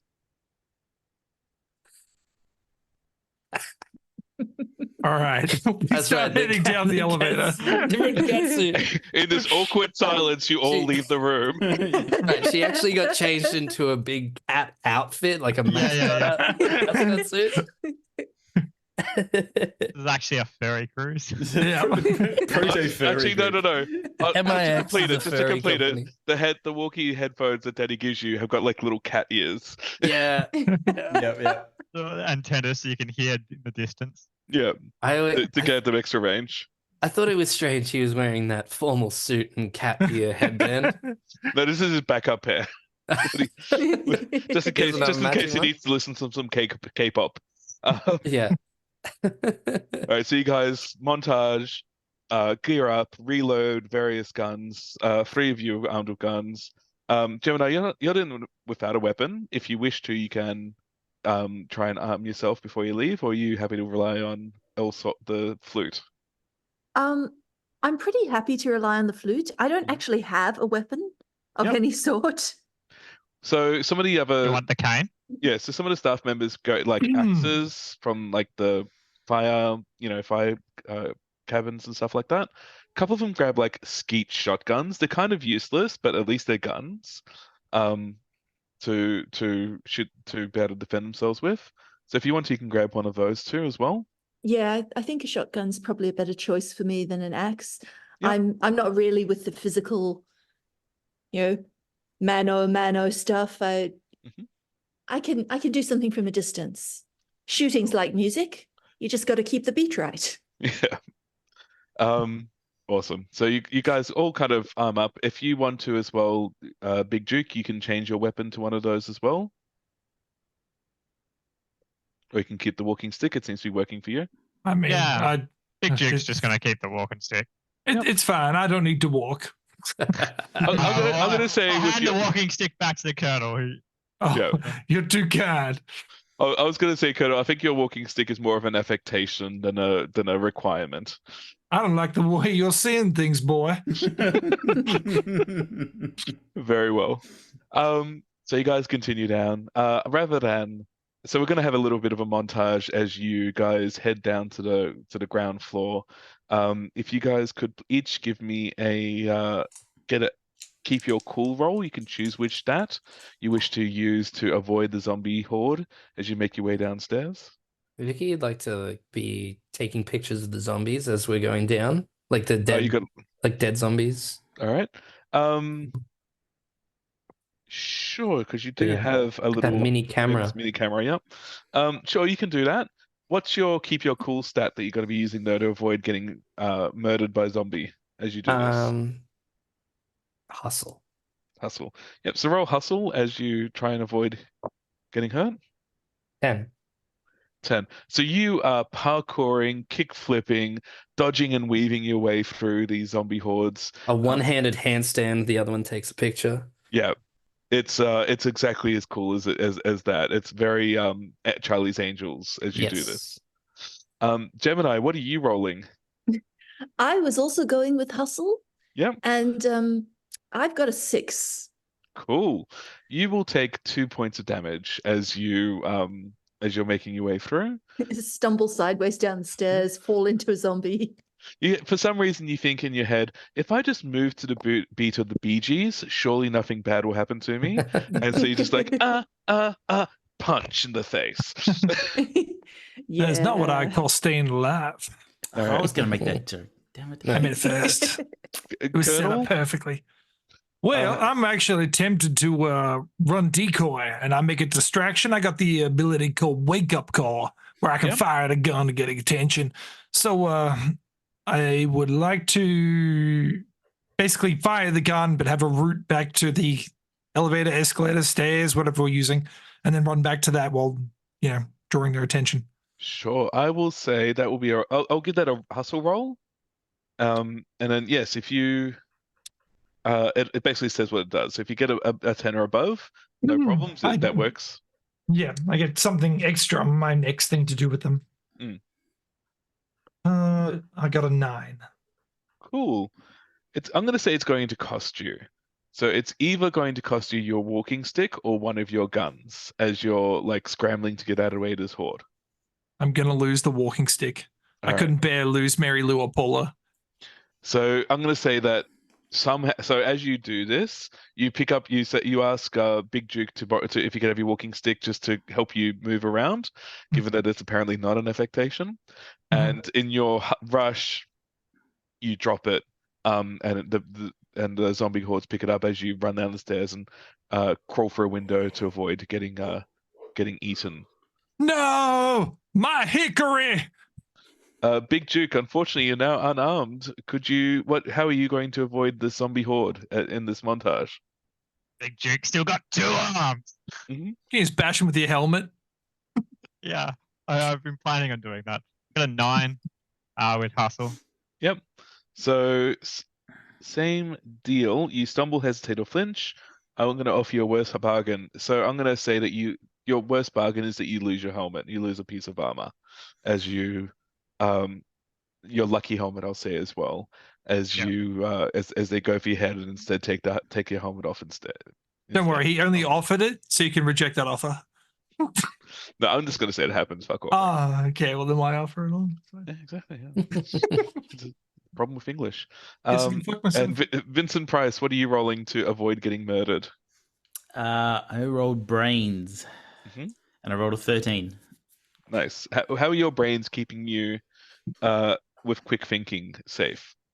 Have you got the floozy still, Colonel? No, she got turned. Yeah. You got Right. punched. But you've got the gang of sailors.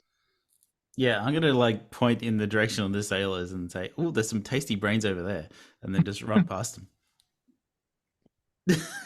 Good.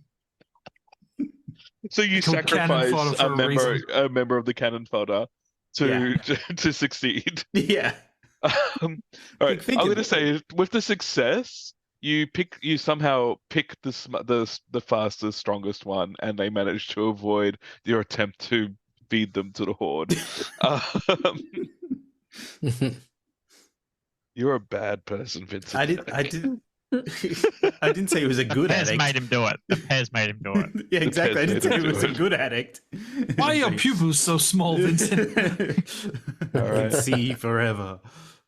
You guys, so in this montage, just to reiterate, so Gemini, you're dance fighting your way through the zombies and cop a couple of hits because for some reason you're not very good at this. Vicky Crush, you are kick flipping, parkouring, monkey barring, and taking camera shots as you make your way through. Colonel, you fire this warning shot to get some zombies' attention at one point, run away but leave your beloved hickory stick behind as you avoid the zombie horde. Daryl, you again kind of just with your fists of iron punch your way through some of these zombies, but unfortunately they manage to scramble and get your helmet off. And Vincent bravely tries to sacrifice a member of the crew to save his own skin when he's cornered. But perhaps fortunate, depending on how he feels about the situation, manages to not get this poor innocent person who was just there to help everybody not die. That's basically it. Yeah. You reach the door of the storage door that you need to pass through to get to the engines, and you can see like what looks like kind of claw marks from the inside pushing through, but the door still hole hasn't been taken off. Whatever's caused that is still in there. Oh, so okay, cool. What we need is on the other side of that door. All right. Well, I guess we can just face our fears and see what's happening. My Alright. motorbike stored down here. Sure is. It is. Shall I start performing? I feel like this is the moment for another song, something really. Don't forget, you can Good. ask your your flute a question if you wish to. Before this, Okay, let's ask the flute a question. all right. What's your question? My question is, how do we get rid of or placate the zombie tiger All right. so that it doesn't attack us? So that is 11. Cool. So it tells you the answer: feed it or kill it.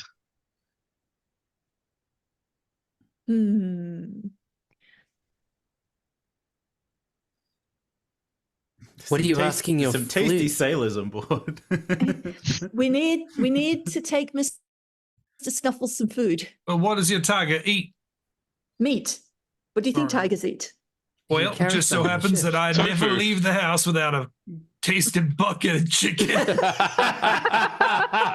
He reaches into his back holster and pulls out his 24-piece bucket.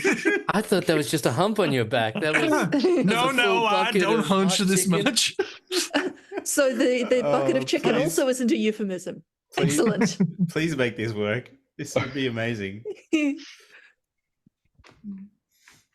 Problem, Daniel? I too want this to happen. I'm trying to reconcile how the fuck this could happen. That's the part I'm asking myself. How can this happen? I'll give you this.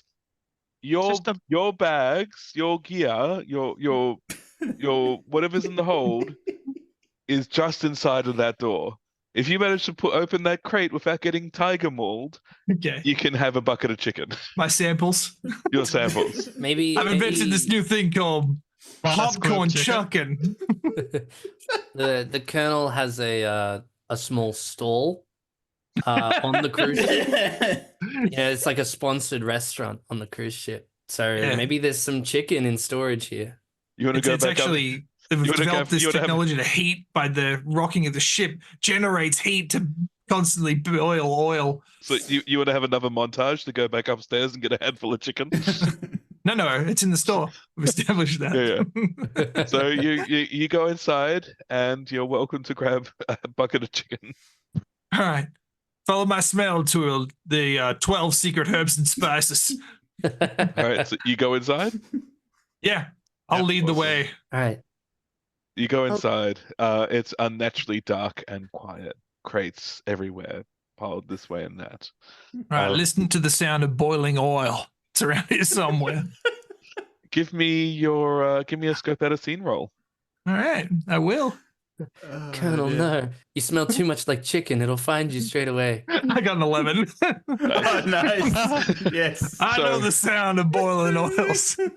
So with that, you get to ask me 3 of those questions that are on the scope out of scene question. One of them I'll give you straight away. Where's my crate? It's right there. You find that. You manage to Ah, good. The neon sign still works. Yep. It's right here, people. you pull out a neon sign lighting up this otherwise dark room. You pull out a bucket of automatic cooked chicken. Mhm. You pull the ripcord and it starts hissing and bubbling away, and this unescapable smell of cooking chicken. Ah, good. The outside's burned, but the inside's raw, just the way the people like it. You know, to survive, you got to have a meal ticket. That's right. I salmonella. And you've still got 2 more questions. Where's the tiger? So the question would be: is there anything hidden here? Mhm. to get that answer. Sure. And the answer is there's no tiger in this room. Excellent. All right. The last thing would be, where is this engine? I'll put that on the fastest escape route. So you've got the rest of the staff that they know exactly where it is. You don't need to ask the question to get there. They will lead you that way. Great. Then I guess the only other thing I'd be, who's the most vulnerable person in the room? Possibly one of the sailors, if not Then one of it you does guys. not matter. Here, have some chicken. You won't need to regret it later. You're actually, Colonel. You've taken 4 damage. I'd say you. Oh, good. Well, I guess I'll just reach into my crate here and pull out my backup hickory walking stick. Could Give me a soul roll to see if that's the case. Just let my soul roll. It's an 8. I'm going to say you've got a collapsible walking stick, which will only do 1 damage, which is the same as punching somebody in the face. I guess that's It's got a bit of reach to it. would Vicky's first aid kit have been any help to Colonel? If you wanted to, we can backstep a little bit and have you try and heal them. Maybe she notices as I reach for the bucket of chicken, like, that hurt. Yeah. This is a big scratch mark. Ribs. You can quickly roll hooks. Yeah, so basically it'll just be a straight roll to see if you're able to help them. Warning, if you get below 5, you deal more damage. Good, I'm doing it. Once he's roll. dead, I can take it off his chicken empire. Straight roll. Here, let me help you. Peter's just like, you should have opened with that. I would have done it right away. I would have done it, yeah. Hang on. No. 5. My weakness being hurt. You say under 5 I needed? Yeah. So 5's fine. So, no, 5 and under. Oh, 5 and under. Okay. Yeah. So you take. So you start administering this first aid kit. It's a tense situation because there is a giant fucking tiger somewhere around this area, as far as you're aware. And somehow you manage to do such a shit job at patching this person up that you actually deal more damage. Colonel, you're getting boiling oil into my wounds. That's how my Tracy bit me. You keep on jostling this self-cooking chicken thing, and then the boy. You have to cauterize the wound. You have to cauterize the wound. Stay still. I got my walking stick. This thing collapses as soon as I put weight on it. All right. The rest of the sailors, as this is happening, is like gathering to enter the engine room. How much damage do I take? You take just 1. So you're on 5 out of 8. Mm-hmm. Noticing. Also, good news. Once you've got... Ooh. Let me try healing you again. No, you stay right over there, you harlot. All rolls are at a -1. Well, you have 4 or more harm, so you should be in a -1 this whole time. Oh, great. So you're broken effectively, and with that, you're down on 5 harm. You've got internal injuries, possibly unconscious, and you're bleeding help. If you don't receive help, you'll take 1 additional harmony in the scene. I'll say that you're stabilized. No, I want to roll this. You want to roll this out? I think the whole she went to patch me up and I winced and put my hand into the deep fryer. I think it's more that what you thought was just a twinge in your shoulder is actually internal bleeding, and so we kind of recognize that in this moment. So if somebody else was wants to push Vicky out of the way, and I collapsed have against another go on the ground. Oh God. Brendan, Careful, travel. Time for Big Duke to shine. All right, Big Duke, because you like the doctor a bit more, you get a +1 to this roll.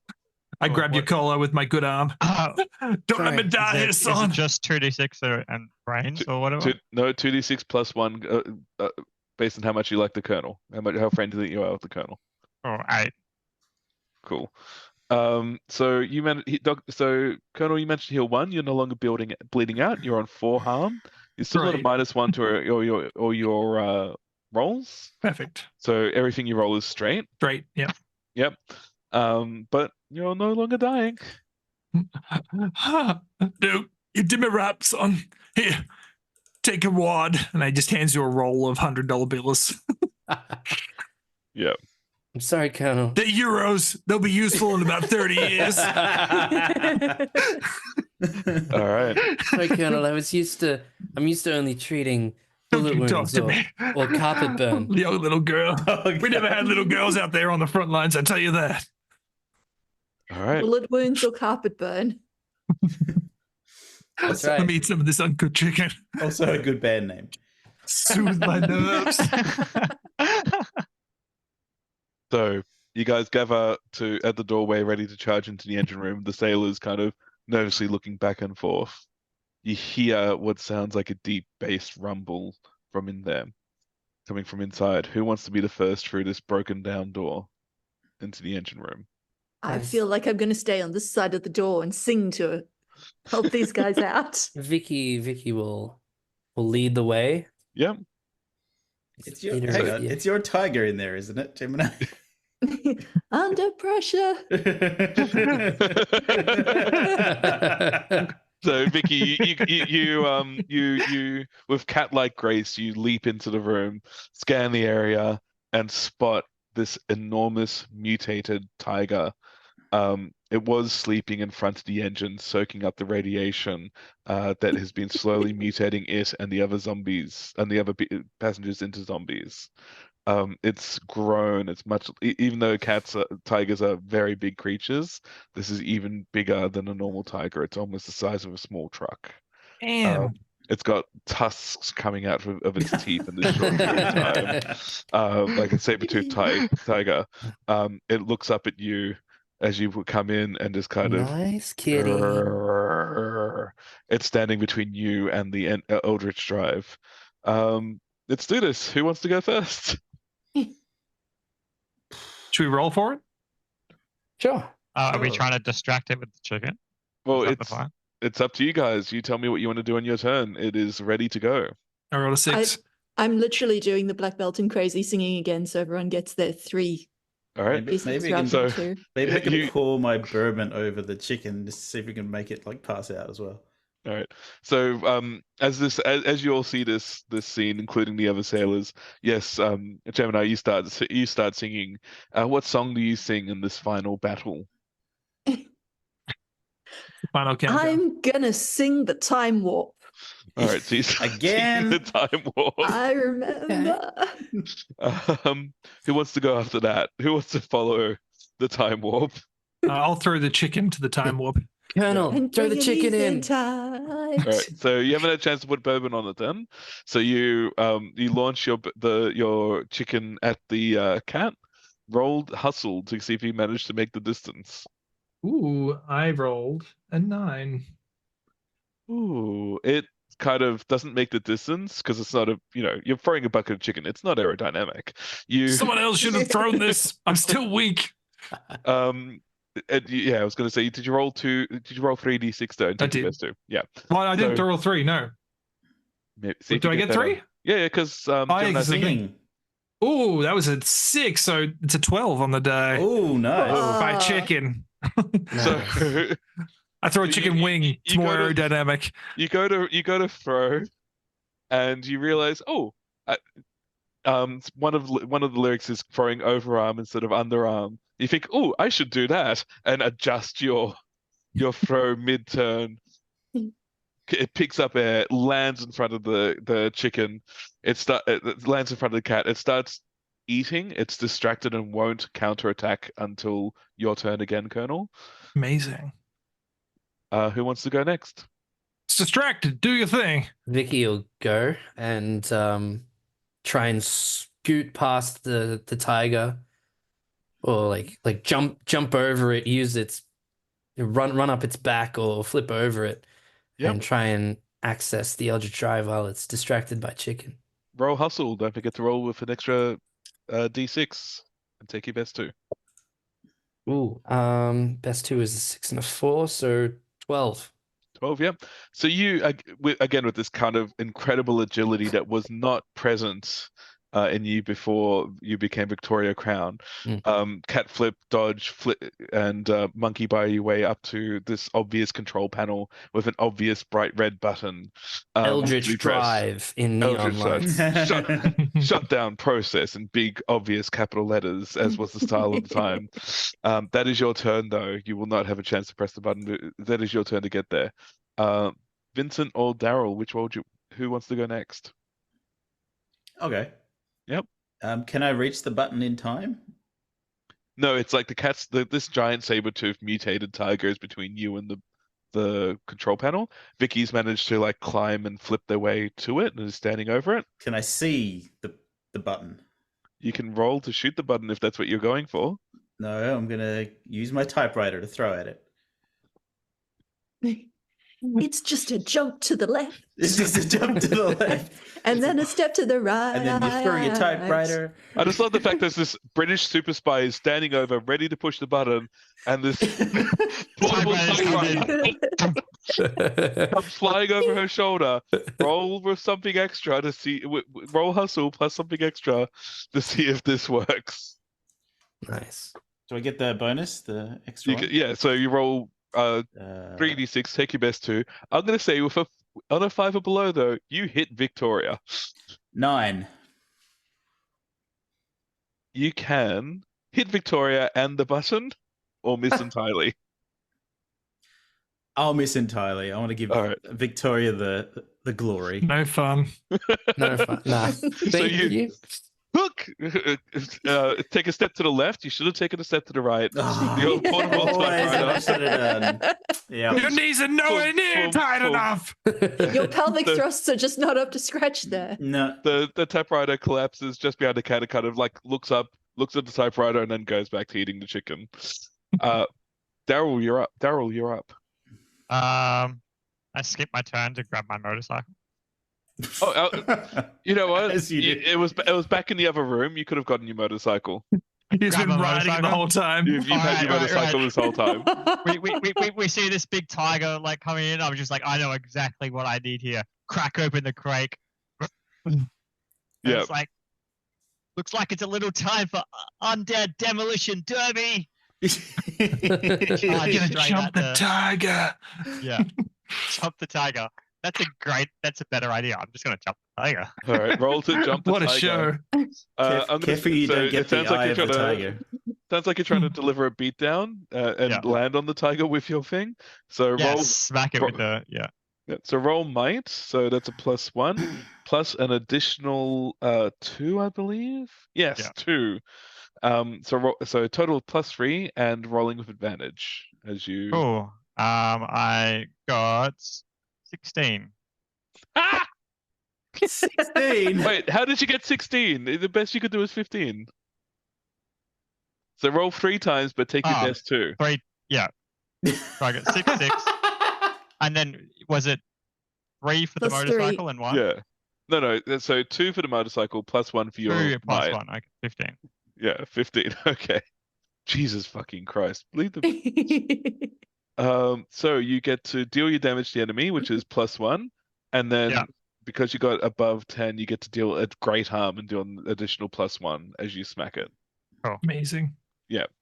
So yeah, you rev up your motorcycle, you do some kind of spinning like wheelie spin, charge up at the tiger, and just crunch into its face. And Vincent yells out, "Go for the eye of the tiger!" As you're like, take off. I have to do that again. It's the thrill of the fight. Thrill of the fight. That's next round. I had to. As you like, you use the tiger's face as a ramp. You go up, you run up the sky. You see this like portable typewriter fly past your face and thud on the ground. You don't know what that was about, but Vincent's clearly had a plan that did not work. Back up to the top, Gemini. What do you want to do? Oh, sorry, Gemini. Could you roll for the gang of soldiers as they all like run forward with axes and skeet guns to attack? So that is 14. All right, they are wailing on the tiger and are definitely drawing blood. And all the tiger's more interested in the easy to eat chicken, so that none of them get hurt. as this happens. Gemini, do you want to continue singing your song, or do you want to do Yeah, anything I'm else? going to continue singing. All right. So you continue singing. Do you change tunes, or are you happy to stick with Go up a vibe? key. Yeah, Key change. time for a bridge and a key change. Yeah. You- Well, I was you- walking down you- the street just to having a think. Yeah. You go to overdrive. Victoria, I'm going to leave you to last because why not? Colonel, could you, as you throw in the thing, you've still got your 2 pistols. What do you want to do? I'm going to use my wake up call to lure the tiger away, seeing that Vicky's so close to the button. Say, now come over here, you beast. Yep. I learned this trick in my last trip to Africa. And then he'll run over and just start shooting the guns into the air. Bang! All right. Roll Lure it over. hustle. I'm going to hustle. I get the advantage because of the music, right? You do, but you have no bonus. Yes. An 8. All right.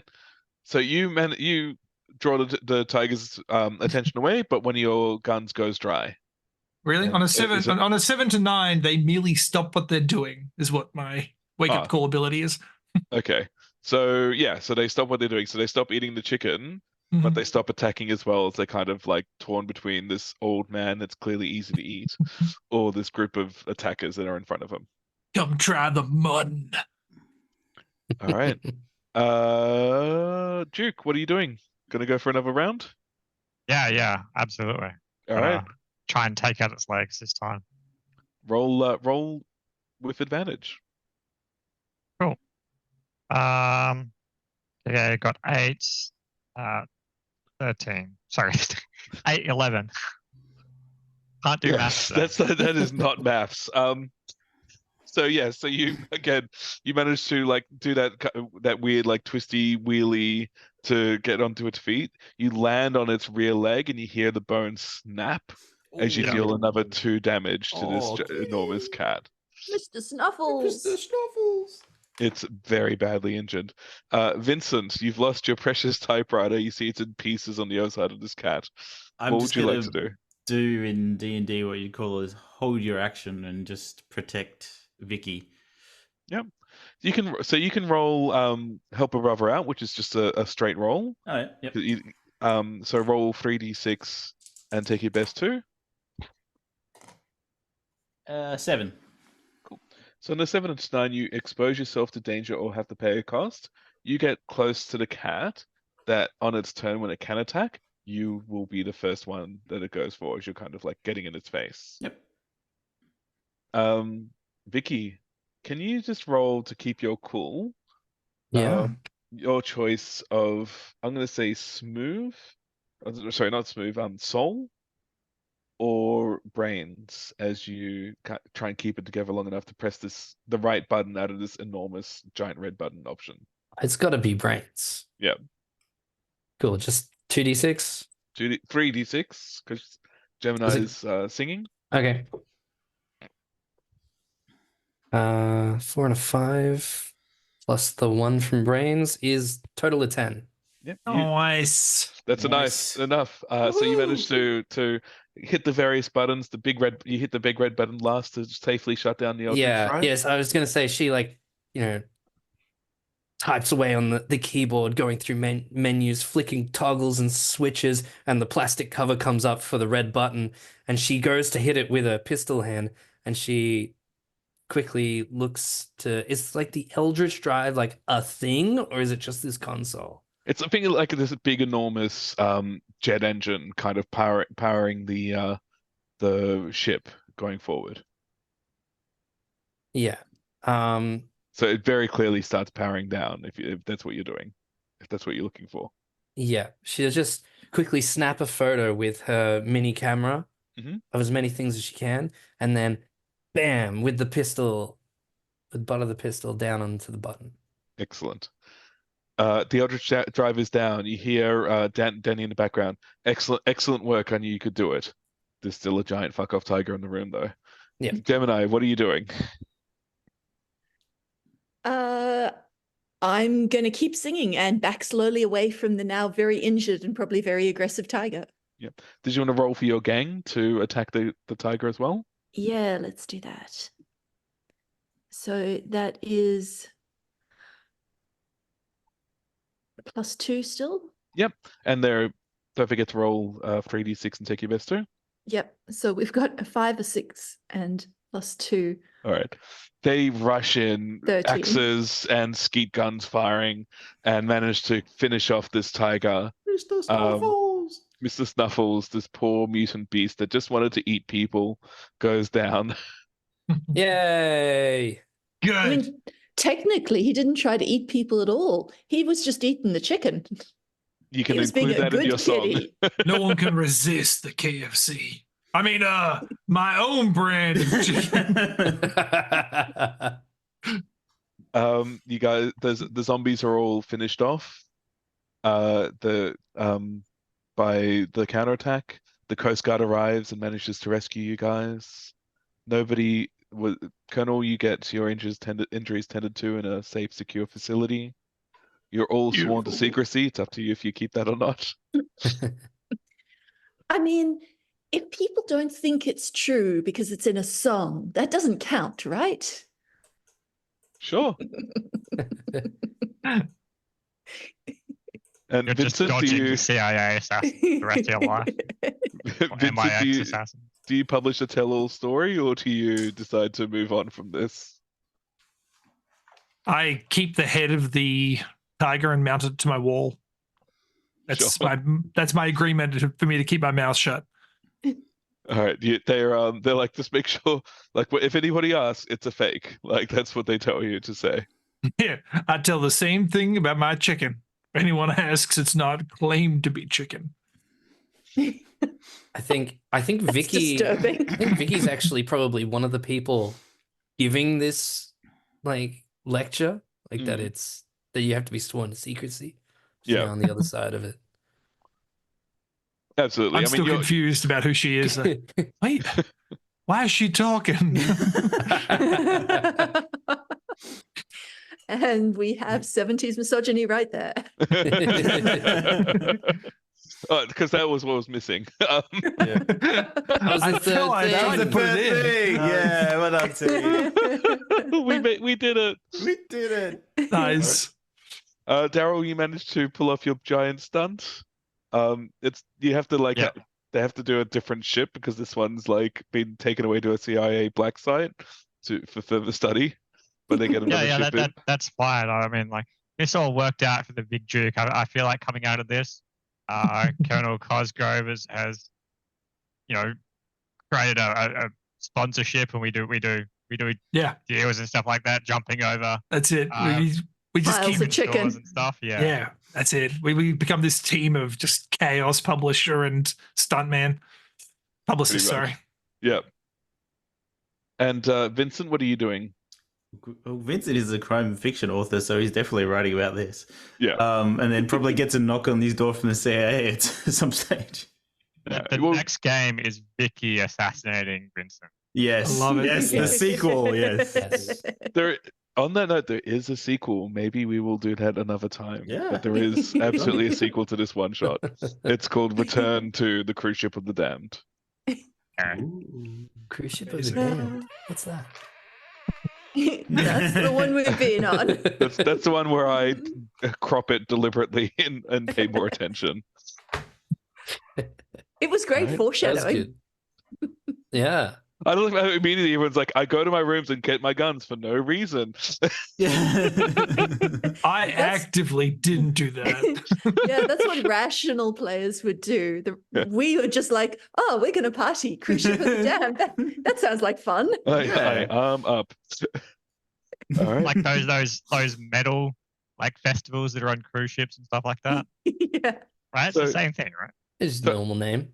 So I'll add while we are here. So the bundle of holding has Spirit of 77 and a bunch of other books like in a really cheap bundle at the moment. It's really good for people to check out. I've really enjoyed the system.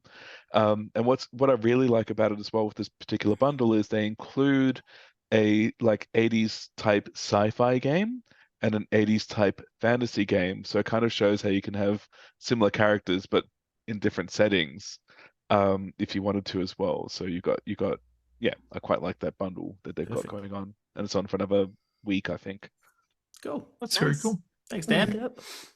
Yeah. That was fun. And thanks for running the game. That was Thank fun. you for running the That's game. awesome. Thank you for all the players. We'll end the episode there. Mhm. And yeah, check out this game. It was fun. No? Pleasure. Thanks, Very everyone. cool. Ciao. Bye. Be good.